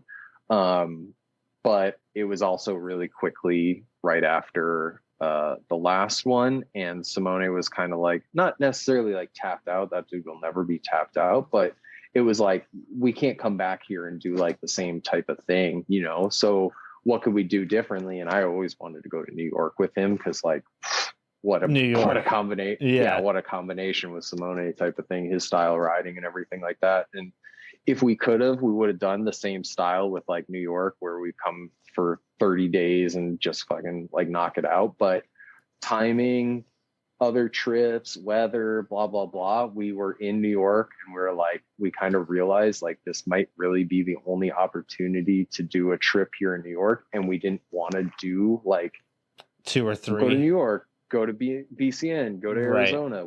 It was like, we wanted to be New York. So we were like, let's just see what happens. Like we got lucky enough to be in the first one in the first place. And then we got fan favorite and we got to come back. Like, awesome. Let's make something that's like really cool. But like Simone wasn't going to kill himself type of thing. Like he didn't have the ability to do that. Like it was like, cause like doing that stuff is very difficult. It's hard on the mind because you're putting yourself through it while also trying to figure out these new things. Like, cause he's always thinking and everything like that. So, you know, the follow-up was almost like, here's like what it's like to ride with Simone in New York City type of thing. Cause like you said, we did it in technically 8 days because the trip was 10 days long. So it's just 8 days of filming and we got what we got and that's what it was. But they're almost like cool in both regards. Like this one was like really try hard, like to do something cool. And this one was like, we don't have to like kill ourselves and let's still do something cool. But like whatever the results may be is like, that's awesome. Definitely. Yeah, man. I think both video parts were incredible in my opinion. I love both of them. And with the 2021, you guys were also up against, you know, quite a lot of incredible riders. Not that you weren't the year before, but like, dude, yeah, I did a podcast with Stu for the 2021, or sorry, for 2020. And I Mhm. saw all this stuff before anybody else did. And it Nice. blew my mind. I had such a hard time keeping it to myself, even for 3 days. Like, Right. literally, I had such a hard time with it. And, Yeah. you know, like, his part was incredible. You, like, with your filming and your editing and just everything that you do to kind of bring it together is perfect, right? Like, Thank you. it turned Thank out you. really well. And, I appreciate that. I really do, really from the bottom of my heart, do appreciate that, man. Like, anytime someone says something, it still is like, wow, I can't believe people like look at my stuff like that. Cause I hate everything I do. Like, at the end of the day, like, I know what I make is quality stuff and everything like that, but I'm 100% my worst enemy when it comes to that type of stuff. And, I'll kill myself over it. Like, I'll never want to listen to a song again, or I can't watch the edit. Like, I just watched No Fun for the first time since probably like a day or two after the premiere, getting it all set up online and stuff right. just before this. Cause I kind of wanted like just to get a refresher, and I watched it. And I was like, yeah, that was cool. That was awesome. Like, good job, dude. Like, and that's what I need. Like, I need a break from my stuff, like, after, putting it together. So like, when I come out with something, like, I'm like, oh, this is terrible. Nobody's going to like it. I'm stressing out and everything like that. And then I can kind of come back to it later, and like, I'll randomly watch my edits and stuff like that. And I'll just be like, oh yeah. And I still remember like the little points that I wanted to make with it and everything like that. And it's like, okay, you know what you're doing, dude. You're not some scrub that's like faking it and everything like that. But like, at the end of every edit, that's what I feel like. It's like a double-edged sword, because you want to be stoked on your stuff, but at the same time, I think it's because I put so much effort into like the small meticulous stuff. It just is like, kills me, and I'm just like, I need a break. I can't look at it. Then I come around to it, and it's cool. Dude, definitely. You're not alone. Like, when I finished Space Goats, I did 3 years of filming and editing. Like, I literally edited just as long as I filmed. If I went out and filmed all day, I would import the footage in, and then I would play around with it for just as long. And dude, by the time that I was ready to finish that video, I had an entire winter before the release date that I had set. I spent a good 2 months, did not even turn my computer on, just left Yeah. it. And I was like, dude, Yeah. at this point, I don't even care. And then when I came back to it, I made all my final touches, got it all done, and couldn't be more proud of it. And I didn't watch it for a good 6 months. And after that, I try to watch it every year on the release date just to kind of remember it. And I don't even think I did last year. It's just one of those things that after a little while, you kind of got to move on a little bit. But and you probably know it better than anybody anyway. So like, yeah, that's like, sometimes I could hear a song and I'll be like, oh, I remember that, like, kind of part type of thing, which is funny because I have the worst memory in the world, but that kind of stuff I just kind of like latch onto and everything. absolutely. Yeah, it's so rewarding and so like painful at the same time to just like to go through it to make it. I mean, for me, like, some other people could just edit, like, I don't, like you said, you were editing the whole time. I'm the complete opposite. I'll wait until I have all of it and then start from there, because I don't want to be thrown some like random wrench in the process with like some new thing that I'm just like, well, I didn't even think about that. So I'm like, Yeah. save it all to the end, compile it all together, and then just like, okay, let's dive in. And so like, for me, I approach it the opposite. And I think because of that, it kind of like, it makes it, it might make it a more difficult process. I don't know, but for sure for me, it just like, it takes a lot out of me, because it's like trying to wrap your head around like 1,000-piece puzzle, and try and fitting it all together and all these variables and all that. But I love doing that. I love like, just like, when something works out, it's just like that. Yes, like, I got through that part of the song. Like, spend an entire day on 15 seconds of a song just trying to like make it make sense or work together. Like, I know there's people that edit and they don't think of anything like that. They're just kind of like putting clips into a timeline with a cool track behind it. And like, I love that aspect of some people's style when it comes to like editing and filming. But like, for me, it's the opposite. I was just like, I got I want people to recognize that this has been edited type of thing. Definitely. And I want that editing to help push the quality of the writing, like to make a writing seem even cooler type of thing, or make the whole video as a whole feel cooler. But like really it's to kind of emphasize what's being done, you know, because at the end of the day, that's really what it is. Like, you know, I'm a over under editor type of thing. Like I don't try to like make my shit like crazy shit going on all over the place and make it like really jarring to see. But that stuff you do see is like really, really, really, really, really, really thought about. Like every aspect of that video, every clip, even like a frame, like, you know, a bike coming in, is his tire sticking that much out or is it sticking that much out when you first see him coming into the frame? Like there's just like, it's almost psychotic at a point. If someone actually saw what I was doing or thinking about, they'd just be like, why are you losing your mind over this 5 seconds? But it's like, for me, it's like, it's got to be perfect or it's got to go. It just can't be in it. No, and that makes sense, man. At least as an editor, I see exactly what you're talking about. And I get it, man. I've been there. And, dude, it takes a long time. It takes a lot of effort. Yeah. I don't know how many more big projects I got left in me, man, because sometimes you just like at the end of it, you're just like, how did I even do this?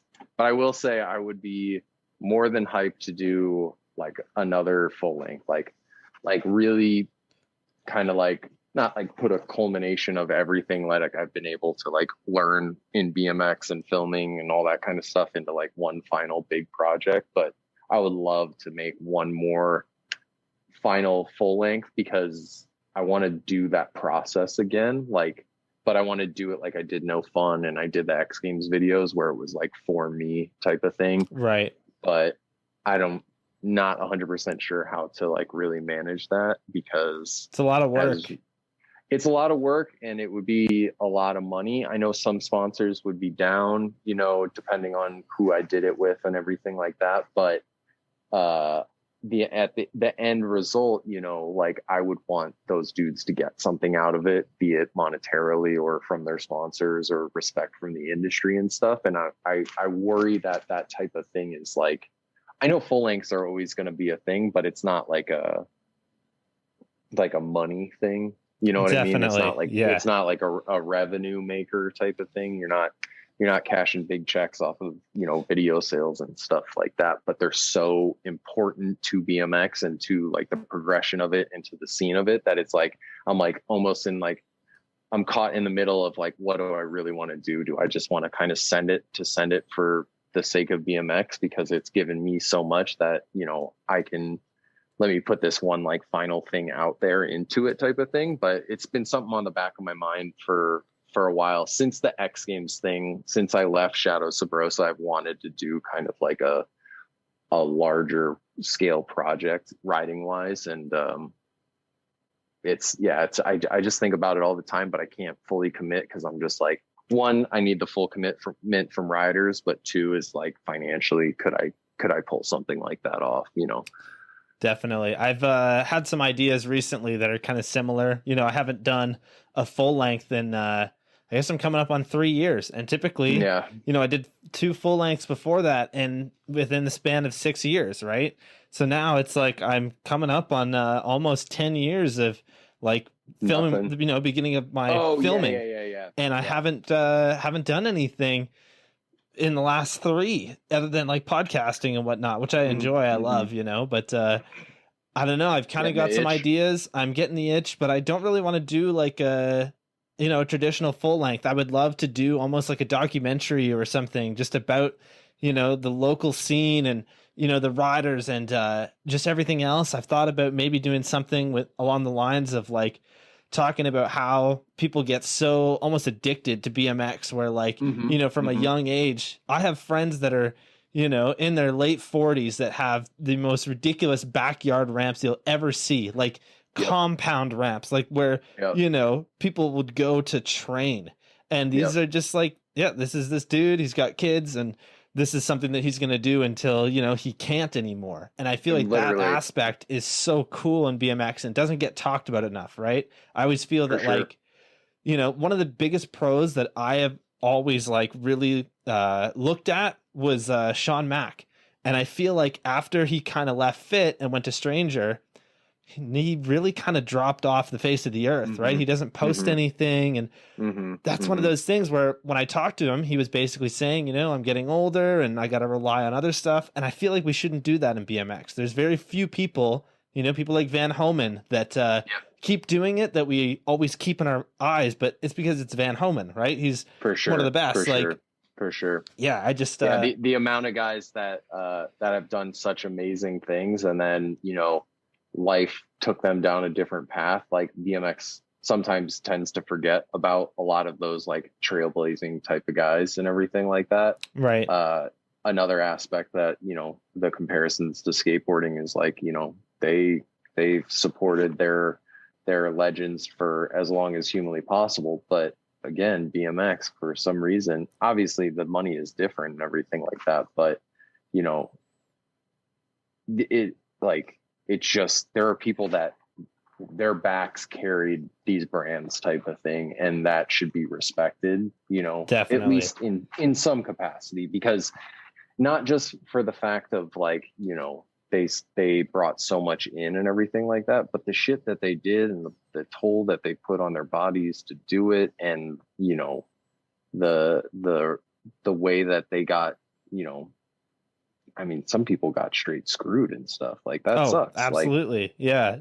That sucks. And there's very few brands in BMX, and you know, those brands have been around for a while. So, you know, everyone has some culpability in the way that type of stuff goes. And it's just unfortunate because it's like there's such a small piece of the pie, and everyone's kind of trying to get their bit of that pie. And right. I think that's really just where I hope that we can figure out something to grow that pie, because that's where we're stuck at right now, is just kind of like, how do we bring more into BMX? And there's stuff going on, like I see on Instagram. It's like everyone's got like some fucking weird Instagram sponsors, and like, not like weird to me, but like keep doing it. Like just absolutely bring some stuff in here and everything like that, and put some respect on like, you know, professional street riding and stuff. Like Nathan posting about Salty's teas or whatever the fuck it is type of thing. That's awesome. Like, because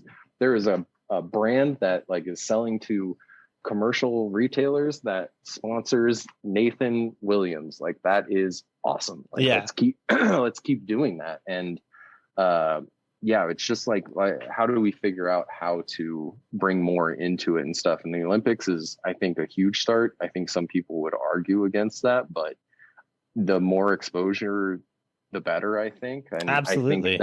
I think that, you know, obviously there's different disciplines of BMX that are represented in different ways and stuff, but I know I saw some version of bikes, and then I was opened up to all the other versions of bikes, of BMX and freestyle riding and stuff like that. So who's to say that, you know, that kid that sees Logan Martin doing quad whips or something like that isn't also going to see Simone doing some wild tire slide thing and be like, that's what I want to do, you know? So it's just, it's hard for me because like I've been on both sides of it. I've been in the industry. I've been out of the industry.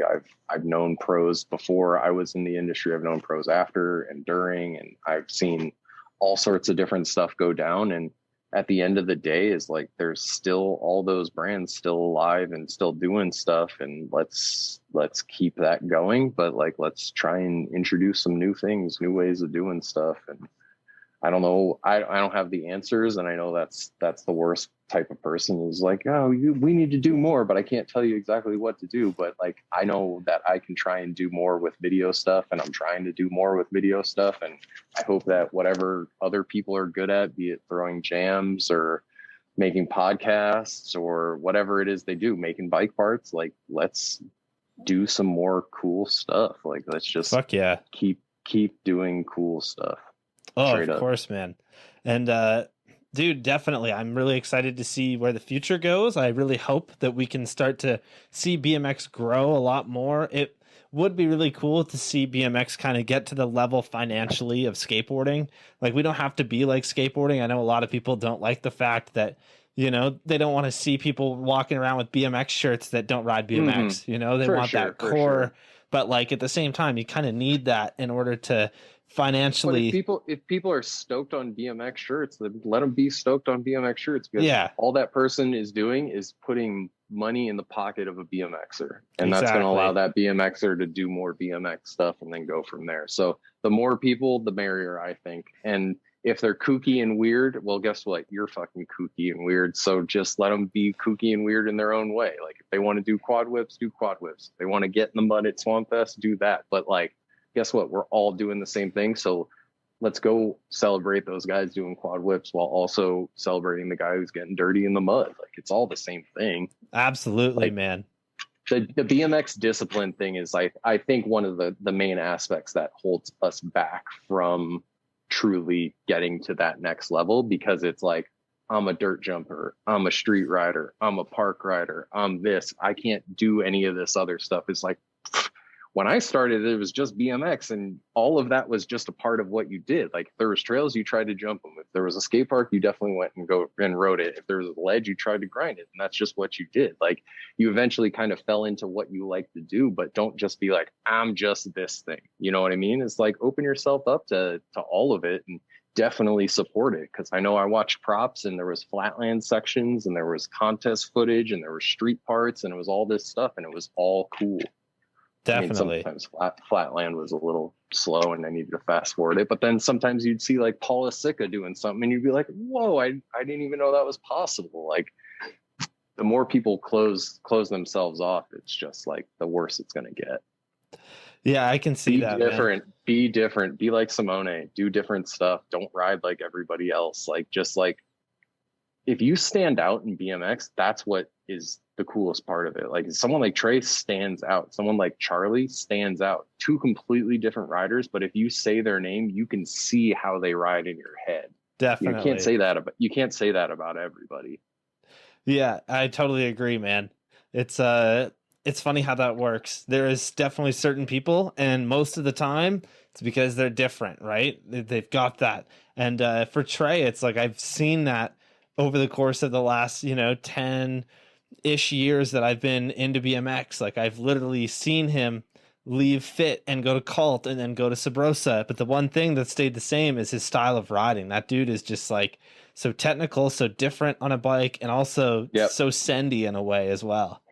And he kind of like molded it to like kind of like how he's going through life and stuff like that. Like he hasn't had a knee, like an ACL in one of his knees for like 8 years. And Damn. so like he's not able to take drops like he used to. Still can take a drop, but he's not able to like bail off his bike and jump to his feet, take a drop type of thing, or run out of stuff a certain way type of thing. Like he can twist his knee one way and be out for like a week or something like that. So his riding has almost kind of like evolved around the limitations that his body allows him to, but it makes his riding even better because it's opening up these different like ways to look at stuff. Is like, how could I do something different on this spot that I might have done this way before type of thing. And that's like almost the same thing with Simone. Is like he used to, like, he could, if you go back and you look at old Subrosa, I think it's like his flow team edit or something, he's got like a gyro, 3 pegs, and I think he does a 360 bar table over a box jump. Damn. If you showed someone and is like, hey, that's Simone, and they knew Simone now, they'd be like, no, that's not. There's no way.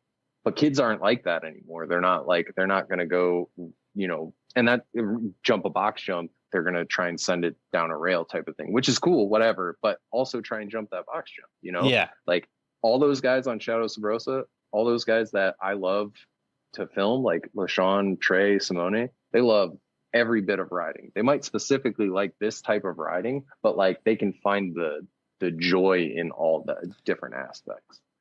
Definitely. Dude, I've always said, and I've always been very like driven towards this, and that is that if you get on a BMX bike and you show up to a set of trails or you show up to a street spot or a park and you can't ride something there, you're doing it wrong. In the way of like, if you are so good at riding street and you can grind the biggest handrail, but you can't jump a 6-foot gap in a dirt jump, you're Yeah. doing it wrong, dude. Like Yeah. you're Yeah. literally Yeah. doing BMX wrong. Start riding trails more. Like Yeah. BMX. And it's only going to help. It's Yeah, only going to make you better. absolutely. I've always felt that, like, dude, BMX is at its best, at its peak when you can do everything. Like even flatland. I suck at flatland stuff, but I will find myself just throwing in my headphones and going to the ice rink in the summer when it's all melted and just doing flatland. Like, Yep. dude, wild. Like, I feel like if you looked at my bike setup right now, it's like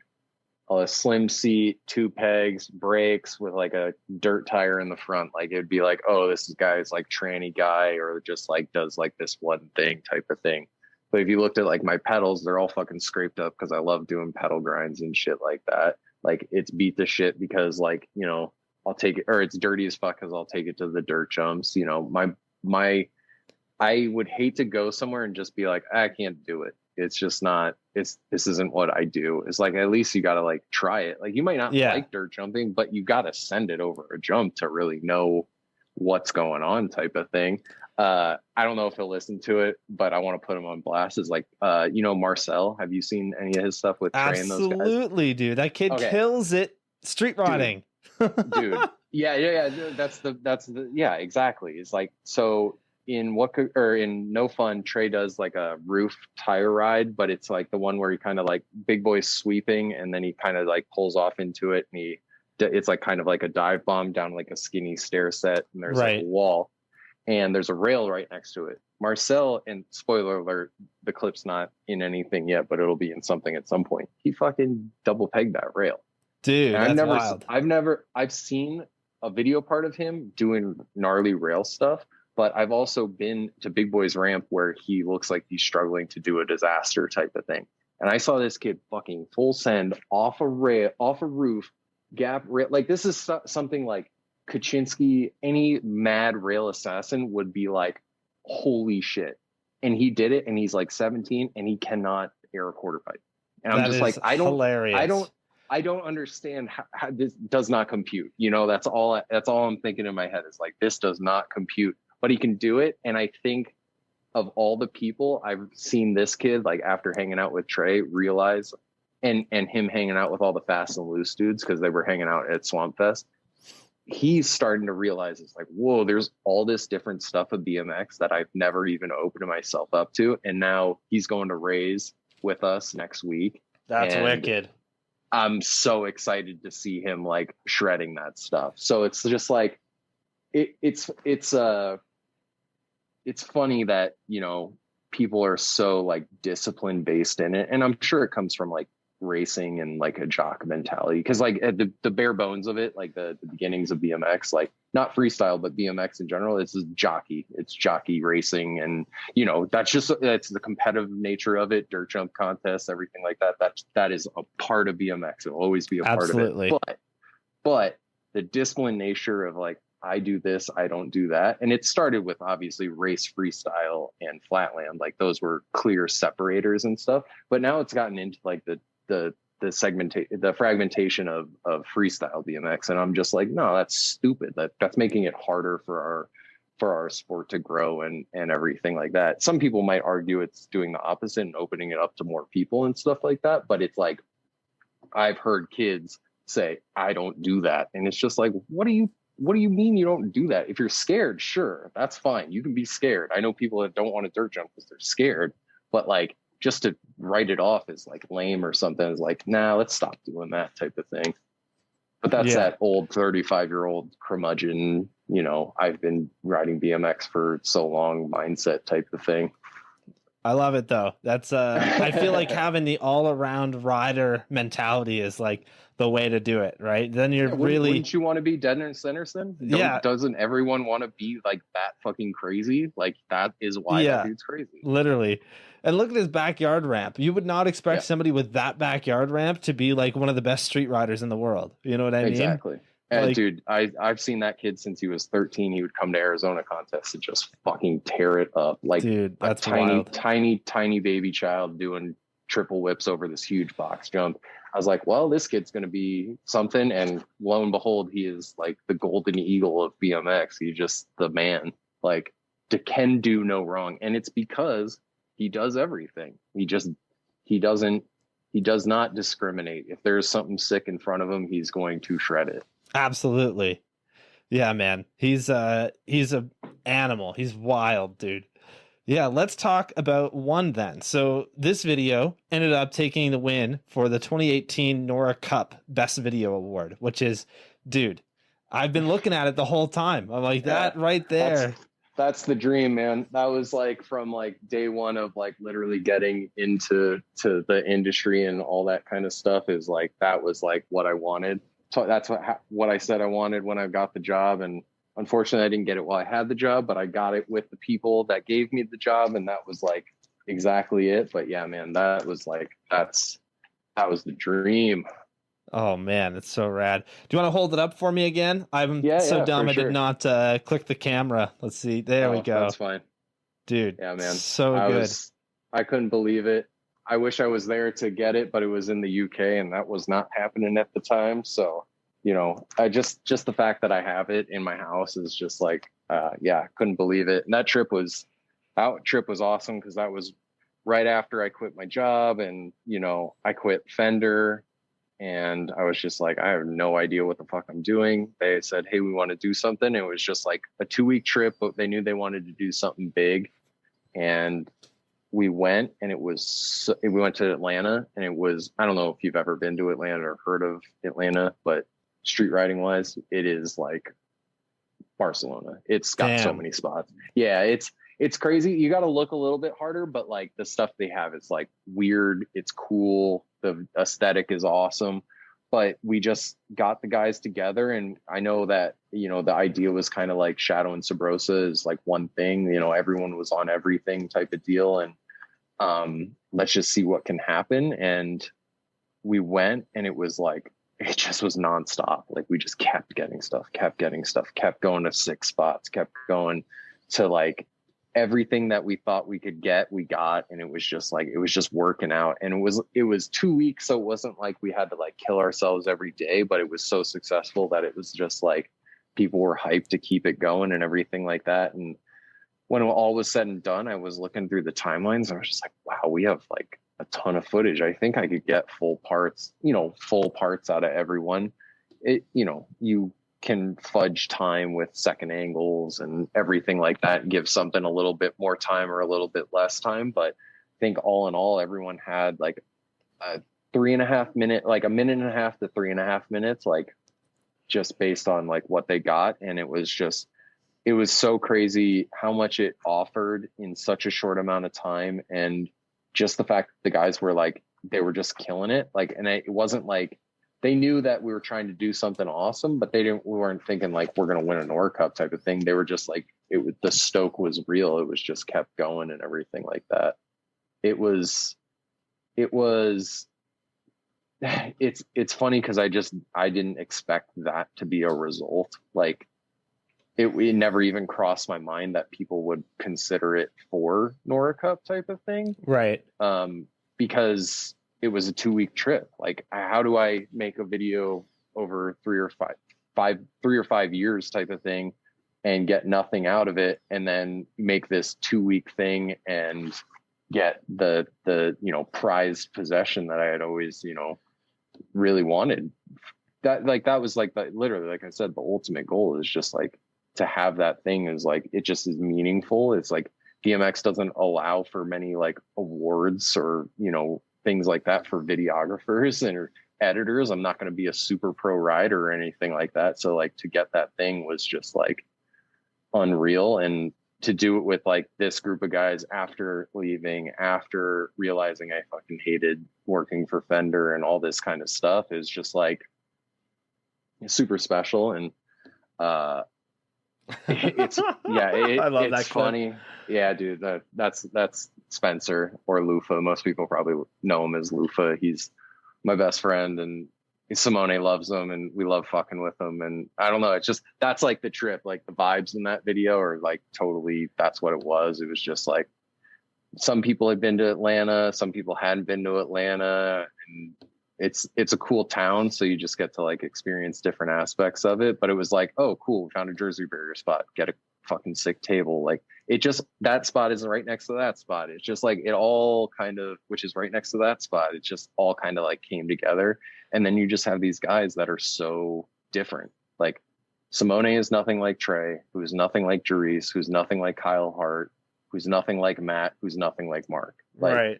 You know, it's just like that. I've always been afforded that luxury that everyone that I wanted it to be like different, the people that I got to film, and that if I made something, like everything would be unique. Like when you build a team, like that's what I feel like you should be going for, is like a variety of stuff and everything like that. And that these guys are like my guys, you know. Fucking Mark, man. Like he unstoppable machine. Simone, unstoppable machine. They're just like fully capable at all times. And this is such a good representation, because if you know it's filmed in 2 weeks, then you're like, oh shit, wow. Like that was on a road trip, and this is what they got, instead of like this was filmed for 3.5, 4 years type of thing. So yeah, I actually love all the spots in this video. Like you were saying, Atlanta is almost like its own Barcelona, but in like a weird crusty way. You know what I mean? Yeah. Oh yeah. It's got that. I always said, because I've gone to Atlanta a ton of times, it's just a part of being a part of the Shadow thing. It's just because it's right there. But right. I always said you're either going to meet the nicest or the worst people there. Like there's no in between. You're either in like a super nice area, or you're just like a slum type of deal. And the results that you get of that are very varied. And like obviously you get that red clay brick everywhere. Like the look of everything is so cool, and it's a very unique to visually to other places in the States and everything like that. Definitely. Yeah, man. And Simone's part is incredible. I love that Kyle Hart had a part in this. That's really cool to see. And if I'm correct, he was still riding a Pandora, like the double top tube frames. Maybe I'm wrong. Yeah. I think he was on. Was he on a double top tube? I think he might have been on a double top tube. I cannot remember. I feel like it was long enough ago that, because they did a reissue of the double top tube. So. Right. I think maybe, but I can't remember, honestly. Yeah. But he rocked the double top tube for so long. I've got one right up there. You can't see it on that camera, but I've got Pandora in purple. I had a black one as well. But love them, man. I would totally grab another one if they were to do another. Hey, you never know. Yeah. They love that. They love doing that. I also noticed your caveman frame? Oh, the VX? No, I noticed the VX, obviously, but I also noticed the GL2, and what I think is a DVX 100. Yes, sir. So I have a GL1 and then the DVX 100. GL1. Yep. This is pretty rad. That's new. It's a magazine article that Stu signed for me, but that's awesome. I got it from Chris Silva. So thanks to Chris. He's the best. Glasses team. Love it. Be on it. Oh, dude, he's so sick. That's one of my favorite riders. Talk about a dude that just like does it different. Like, you would never expect half the stuff that guy does, and some of the stuff that criminally underrated. Absolutely, dude. I'm pretty good friends with Chris. Like, we went out and rode some street this summer, and we've got a good mix going here. He pulls some incredible trick. He did basically a crook to 270 on a wooden picnic bench, or like just a regular bench, and then I went up on my caveman frame and tried to bash guard stall it. Broke the bench. So I'm like, we got a good thing going. He does the trick, and then I wreck the spot so no one else can one up him. That's the United one, right? Yes, sir. I wanted one of those when they came out with the first one in 2016, and then Escamilla came on the podcast, and then a couple months later saw that they were doing a reissue. So I was like, oh, I bought one. It's pretty rad though. I love it. That's awesome. Been ripping that thing for about a year now. So it's funny, you can still get stoked on bikes. Bike parts type of thing. I bought a T1 sprocket from Joe on the T1 store, and I was like the biggest T1 fanboy of all time. Right. But I never got anything. Like, I never got a barcode. I never got anything like that. And I'm loyal to the core Shadow Subrosa, like always. But I was like, I kind of just want like to buy a bike part that I'm like I just want and I'm stoked on. Like, I was like, this is a cool looking fucking sprocket, and I would like to put it on my bike. And I hadn't felt like that in like years. So I felt like a little kid.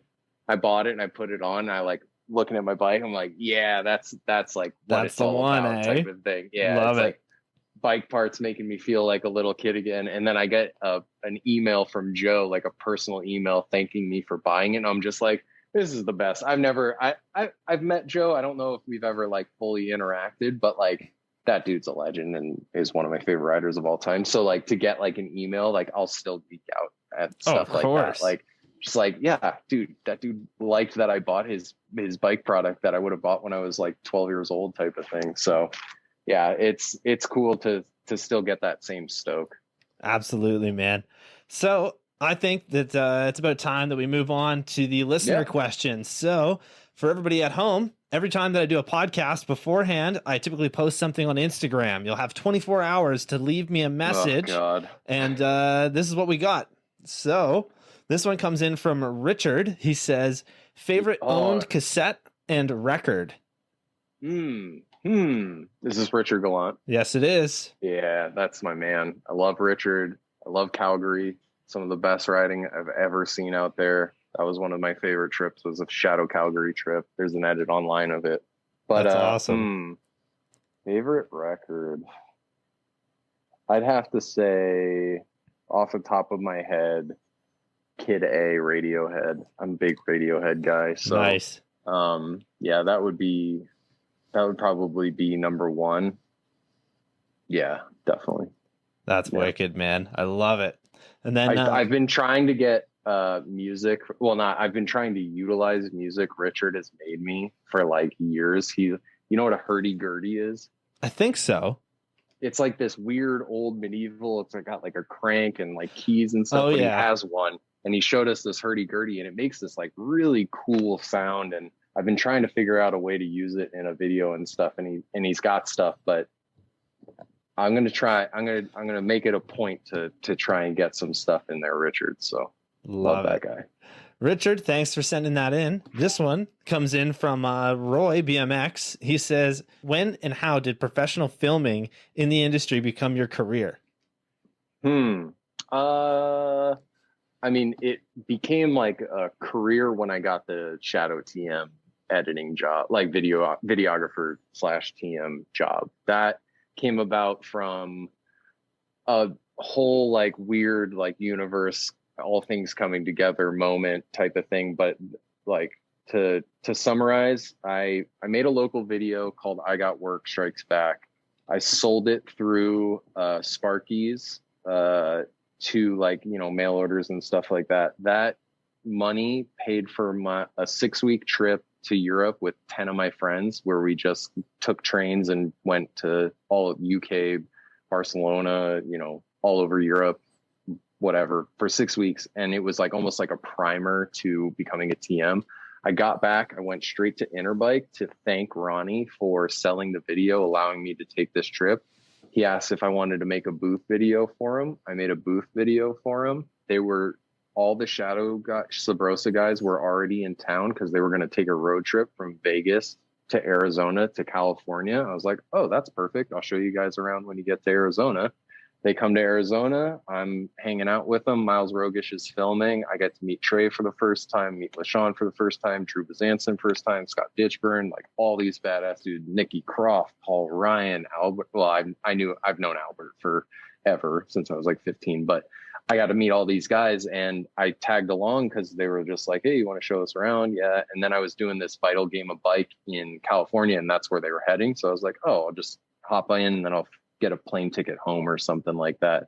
So I ended up hanging out with these guys. John Paul's the TM, and you know, John Paul is kind of like looking for something else to do in BMX, like industry wise, like make products or something. He's just like over being a TM, and he was like, he didn't know me. He didn't really know anything about me. He just knew I did this trip. I made this video, you know, I'm capable. And we kind of just like started talking. And one night at a bar, he was like, would you be interested in something like this? I'm like, fuck yes, dude. Like that would be the dream.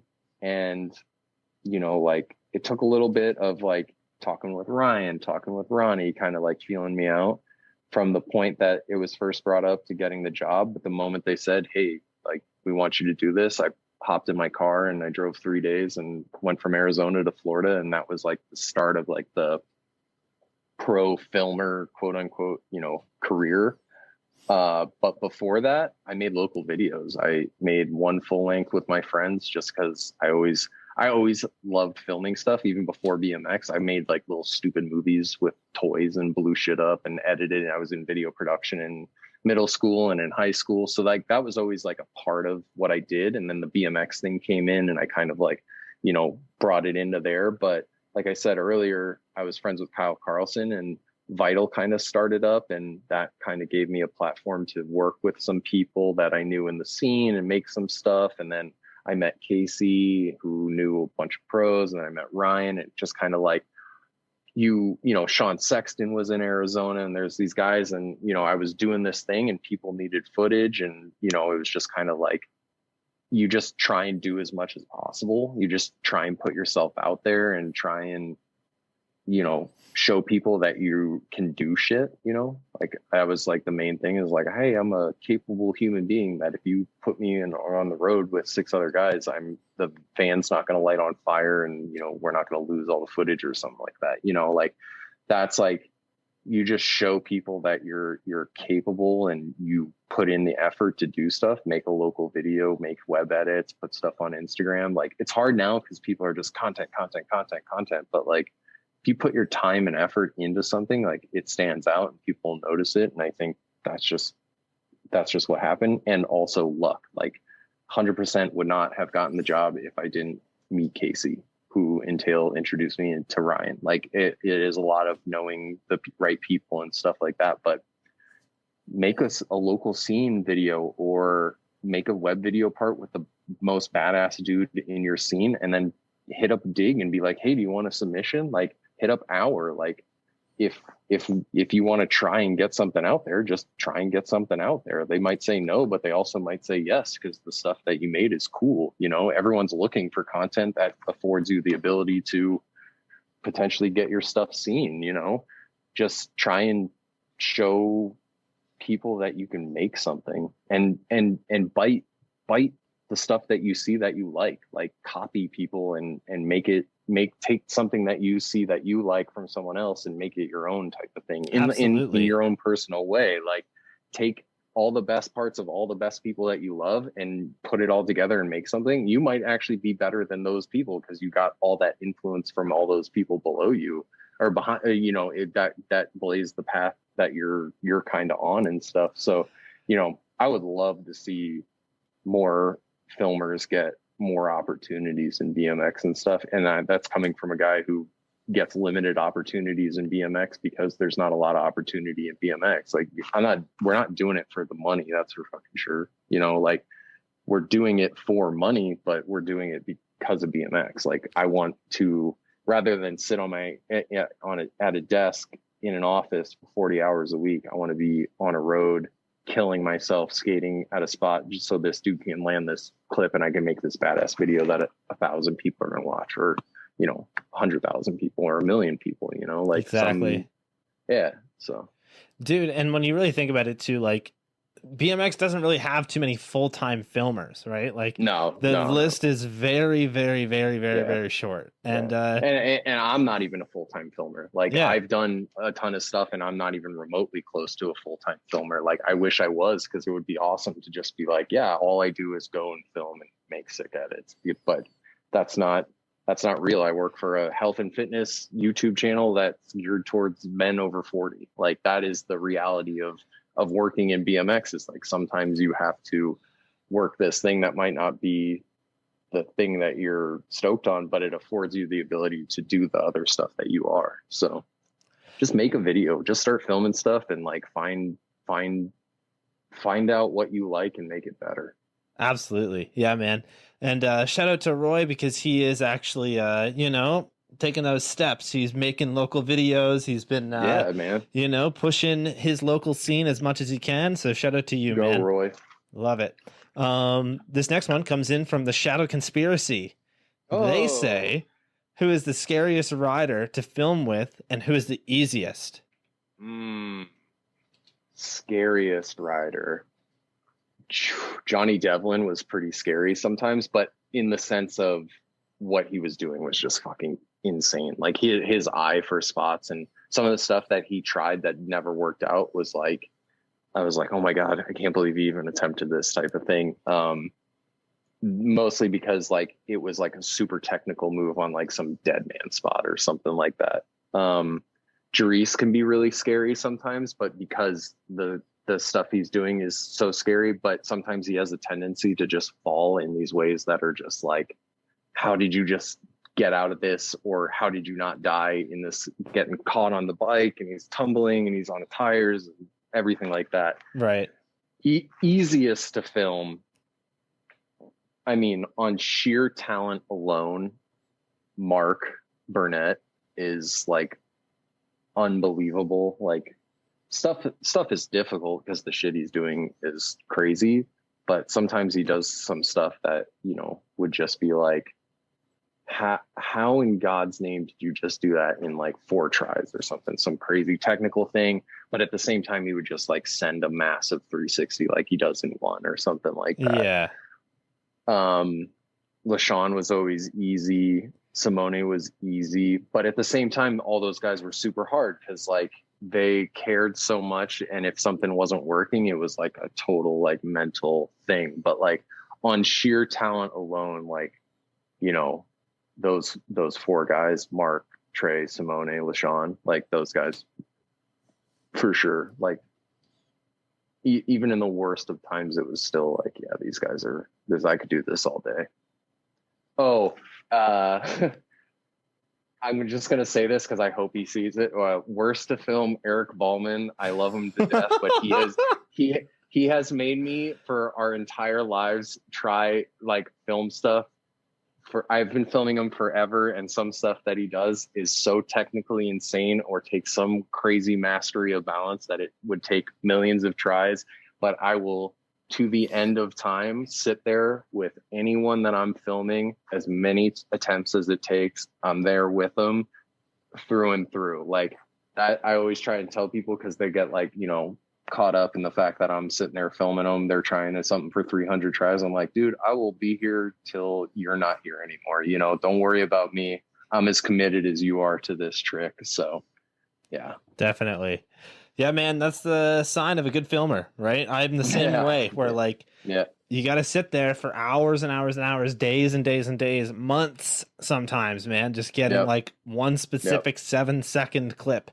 And it definitely sucks not having friends that are like, you know, having friends that aren't filmers because anytime that I want to get something, it's like, all right, pressure's on. I better get this done in the first couple tries because they're not going to be wanting to hang on to the camera anymore. They're not going to want to film me. You know what I mean? They don't want to waste their time. So, yep. I completely understand why people get how they get in front of the camera with me, because the moment I get in front of the camera, I go into that same mindset of just like, oh, I'm wasting time. I'm doing this, I'm doing that. It's just like, that's like, at the end of the day, that's why the filmer does what they do, is because they like it. So like, don't worry about what they're doing. Just worry about what you're doing. Definitely. This next one comes in from Subrosa brand. They say, I know who's asking the question, so it always makes me laugh. Yeah. They say, what is your favorite Subrosa trip / project you have worked on?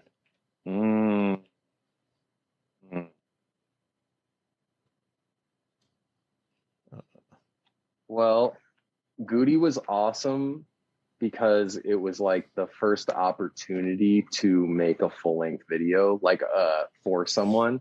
It was a weird situation, obviously, because it was Miles's video, and then Miles wasn't a part of the team anymore, and so they needed someone to kind of like come in and pick up the pieces, and that was like me right at the beginning of my BMX, you know, career type of thing, me in the industry and stuff like that.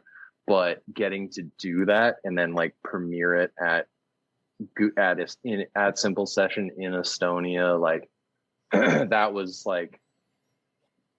so awesome. And like I got to film a good majority of it too, like towards the end, because you know they needed a filmer and stuff like that. So like that was cool because it was like trying to make the best out of something that, you know, while still respecting the original like kind of vision. Obviously, like, you know, it's going to be a completely different video if I made it or Miles made it or whatever, but it was just like, how can I help these guys out? Because like when I initially came into Sparky's, I was Shadow. Like I didn't touch Subrosa stuff. Like it wasn't a Right. part of what I did. It was completely separate. So it was like kind of like the first opportunity to like come in and do something for them and kind of like really show Ronnie like, hey, I can make a full length video. Like this is what I want to do with Shadow. So it was like almost like a primer to that, and like to be able to get like that opportunity was definitely like it was necessary. I don't think I could have made What Could Go Wrong if I hadn't made or experienced making Goody, because like making a local video is a lot different than making like a full length video for a brand and stuff like that. So that was like probably like one of my favorite like projects type of thing. And like I guess for trips, I mean, I just go to one because one almost feels more Subrosa than Shadow, and there's no reason for that. I guess maybe because we use black and white more in it, like in some of the advertising and stuff like that. But I know that's like a Shadow Subrosa trip, but like that one was really, really awesome. And that one was cool too, because Ryan was there. Ryan was a part of it and everything like that. So yeah, that was awesome. And we did some Shadow Subrosa tours in Europe. We went France, Germany, UK, and that was like a long time on the road, but that was awesome too. Ryan was there for that. So it's just so many good trips. And like, yeah, going to Russia, like, yeah, everything, every trip was good. Even if it was like terrible and we went to like Detroit and it sucked, like it was awesome because it was just what I was doing, you know? Definitely. Oh man, yeah, I believe it. You know, any trip is always a good time. Like even if it, you know, doesn't work out the same way you wanted to, maybe you don't get as many clips as you wanted. For sure. You know, after a few weeks, you're going to be dying to get back. Like every single time I'm like begging to go home on the last day. And then I get one day of sitting at my house and nothing's going on. And I'm like, when's the next trip? When do I get to go do something else? Yeah. Oh man. So this next one comes in from Derek Duster. He says, what's your current camera /lens /Steadicam setup? Okay. I have a Panasonic GH5, a Panasonic GH5S. So I have two bodies. I have a Canon's 8 to 15 fisheye lens with like a Metabones adapter so that it fits onto the Panasonic. And then I have two different Panasonic lenses. I have a 12 to 35 and a 35 to 100. And both those cameras are micro four thirds. So like that turns into doubling it. Basically it turns into like a 60 to 200 or whatever. But basically that's my setup. And I have a handle for my camera. It's caged and then I have a slide on handle. I have a Steadicam. I have a Ronin S, but I don't use it for VMX. I don't personally like, well, that's not true. It's like, I like some people that have Steadicam. Like I like Daryl's shit. And I like, you know, I like how people utilize it, but that's not what I like to, how I like to film. I don't think I would ever incorporate it into filming. Like I don't want to film fish with a Steadicam. Like I kind of like not shaky, like because I'm super gnarly about like trying to make my shit steady, but I want it to be me holding the camera. Like that's what feels more natural and stuff. And also I try to keep my stuff as simple as possible. Like you could have a cell phone and make just as good a video type of thing. Like it's not really to me about equipment. I got that equipment because I needed something that was good and affordable that I could use for freelance video that I do on the side that's not VMX, and also for VMX. So, you know, I needed two bodies. I needed to make sure that I had it. I would love to have a 4K camcorder with a servo zoom. Like I used to film my like OG setup was a Canon 60D with a fish and then a HMC 150. And that's all I needed. I just a long lens and a fisheye. And that's still kind of like how I try and film videos. It's a little different when trying to zoom through, you know, a non-servo zoom lens and everything like that. But simple, keep it simple. Like that's what I like to do. If you want to get fucking crazy with it and build a robot that films your shit and stuff like that, go for that too. It's just kind of like make what you want to make. And for me, it's I like to just pull the shit out of the bag and go. Like if someone's got something to do and they want to do it, let's go get it, instead of like, hold on, I gotta like set up this, I gotta set up that, I gotta do this, I gotta do that. It's like, no, let's like keep it in the moment and get going type of thing. Definitely. I think BMX is a lot like that, right? I've had setups in the past where, you're putting on a monitor just so that like you get a better kind of view of what you're filming as you're, doing a like roller shot and whatnot. And it does kind of kill the vibe if it takes longer than a minute to do. Yep. I am 100%. personally really into like customizing my cameras and whatnot. Like even my HVX, I was using it with a monitor on the top of it sometimes for filming, just because you get a slightly bigger like picture and it's easier. But I will say the one thing that I've never really tried to use was like a Steadicam setup, just because my same thoughts are, within BMX, as long as you can get a well-balanced camera where like if you get enough weight and enough stuff on it, you don't need one. Like you really don't. Yep. Yeah. There, it does give it a different look, like more cinematic or whatever it is type of thing. And if that's the look that you want to achieve, then that's awesome. Like just make your videos like that. And if you want to get even grimier and shakier than like I get sometimes, I don't consider my footage grimy or shaky or anything like that. But I'm saying if you want to make it look raw as hell, go for it. Like just make whatever it is that you want to make, but just make it just try to make it, like actually put some effort into what it is that you're doing. Think about it, get the footage and think about the song that you're going to use, or think about how this clip looks next to this clip, watch stuff that you like. And like I said, mimic it and stuff like that. But for me, it's always been about simplicity. Like I don't need some crazy ass setup to show like how much money I spent on my stuff. And not to say that that's what people are doing, but like, that's just not me. I'm also notoriously cheap. I hate buying gear. Like it's just, I hate it. Fair enough. And now everything just is changing constantly. It used to be like, oh, you could have a camera for like 5 years and then it gets outdated. Now it's like 3 years and then it's 2 years. And now it's like every year 6 you months. get outdated. Yeah, you're outdated. So yeah. Our last question comes in from the one and only Stu Johnson. My guy. Yeah, the man. He says, first off, thanks for always being a pleasure to work with. As for my question, do you think that living in Arizona has helped or hurt your career as a BMX filmer, and why? Damn, really, really, really good question. I like that. First off, thank you, Stu, for everything that you've done for me. Like you are absolutely one of the coolest dudes in BMX, and you've kept it exactly how you kept it, as real as you could for as long as you could. And I owe a lot to the things that you've made and the things that you've done and the things that you've done for me. Yeah, totally appreciated. Do I think living in Arizona has helped or hurt me?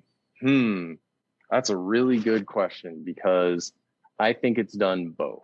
I definitely know it has hurt me in the sense of not putting myself 100% into the BMX scene, which is, essentially California.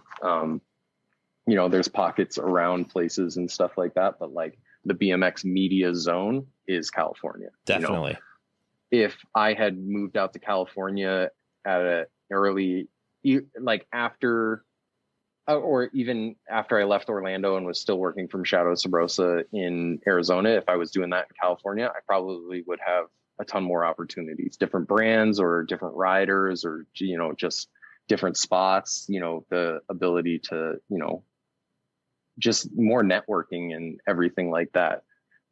I've never been the type of person to kind of like put myself out there. I don't know if that's a good or a bad thing. I'm sure it's been a hindrance in some ways and it's been beneficial in others, but I'm not the kind of guy to try and like sell myself. I at least try and let my work do the talking for me, and trying to be as good of a person as I can, and, carry myself through the industry as best as I can and everything like that. But, I do think that if I lived in California, I'd probably be doing a lot more BMX, which would be awesome.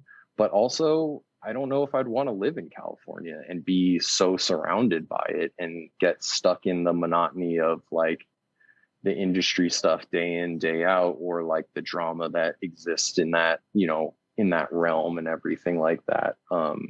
That being said, I would love to have those opportunities and also still live in Arizona.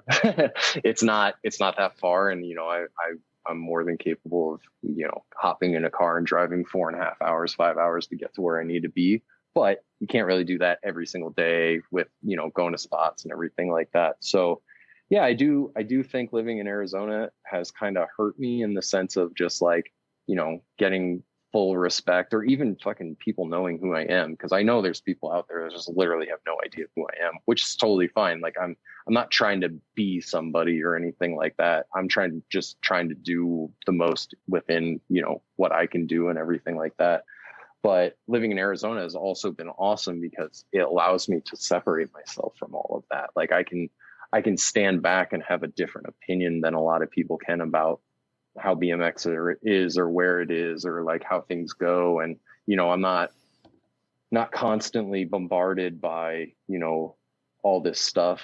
I can remove myself. I don't have to see industry people, that kind of stuff. And then when people come here and they get to see the spots that we have out here, like people still sleep on Arizona like crazy. Like this place, even Jeff Z said if he didn't live in LA, he'd probably live in Arizona just based on spots alone. Like it's an endless sea of concrete and there's just stuff everywhere and it's constantly changing and everything like that. So, we have the uniqueness of like a lot more, well, I wouldn't say a lot more pools, different pools, ditches, that type of thing. It has a different vibe from California in the sense that it's like still kind of West Coast, but it's not exactly West Coast, and it kind of vibes a little bit differently. So you get that aspect of it. It's just different. But at the end of the day, it's kind of just like, it is what it is. Like, this is the path that I took and everything like that. And I do think about it. I'm like, man, if I went to California, what would I be doing? Like, would I be, working for this company or doing this thing for this brand or, this media shit or whatever? Because at the end, like, I would love to make movies and stuff, like real movies and everything like that. And like, that's the place to be to do it. But, part of me loves being where I'm at. And yeah, it's a question that kind of has no answer just because it's both things. But yeah, I do think it hurt, but I also think it helped just to kind of like keep me away from like all the BS that can come from it. Definitely, man. That's a great answer for that. That's a hard question, right? Normally, yeah, for sure. Yeah, dude, normally I try to write the hardest question of the episode and I put it at the very end. And this week, Stu takes the cake, man. That's all I got. So yeah, awesome, shout man. out to Stu. Definitely shout out to Stu. Shout out to everyone that sent questions in too if they didn't get answered, but I appreciate it. I appreciate everyone listening. Like, I ramble like crazy and I'm sure some stuff's going to get edited out, but whatever, like, just put it all in there. I love talking about bikes. I love being in bikes. I love everything about bikes. Even when I hated bikes for, a little bit of my life, I still love BMX at the end of the day. And I appreciate the opportunity to just talk about it, shoot the shit, man. Absolutely. Thank you for coming on. This has been a great episode. I love it, man. I couldn't think of a better episode for 99. So thank you. 99. Wow. Yeah, man. Well, 100's next. Congrats on 100 coming up soon. Well, thanks, man. I'm really excited for it. I have not picked out a guest yet. I've got quite a few people that I'd like to ask. And I don't know, man. The hardest part is going to be, picking who's going to be the one, right? I've thought about maybe doing multiple people for this episode and keeping it like,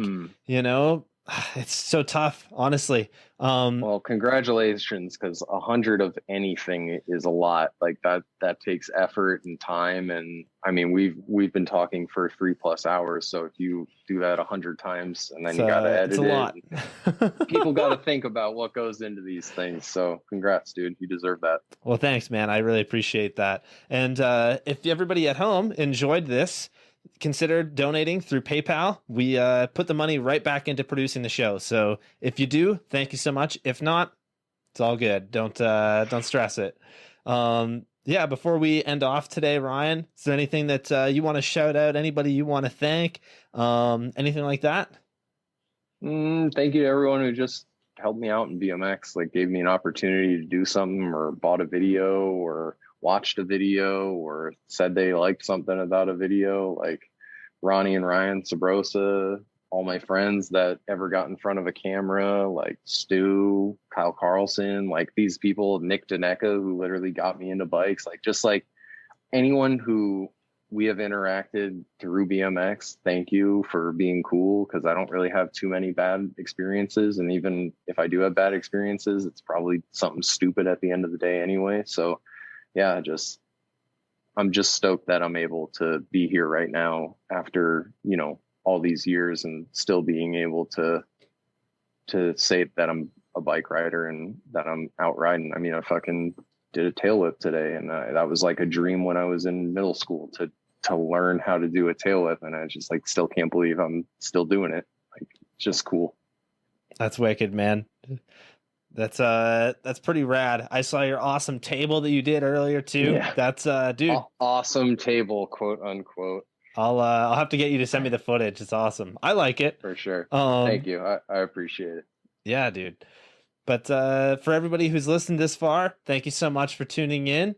And again, thank you so much for coming on. And in the future, if you're interested, I'd love to have you back on. I know I would love to talk to Trey at some point. So, maybe we'll set something up somehow. I'll see him next week, and I'll bring it up to him. Oh, dude, you're the man. I really appreciate that. But anytime. Yeah, perfect. Everybody that's come this far, thank you. And we will see you in episode 100. Peace. Peace.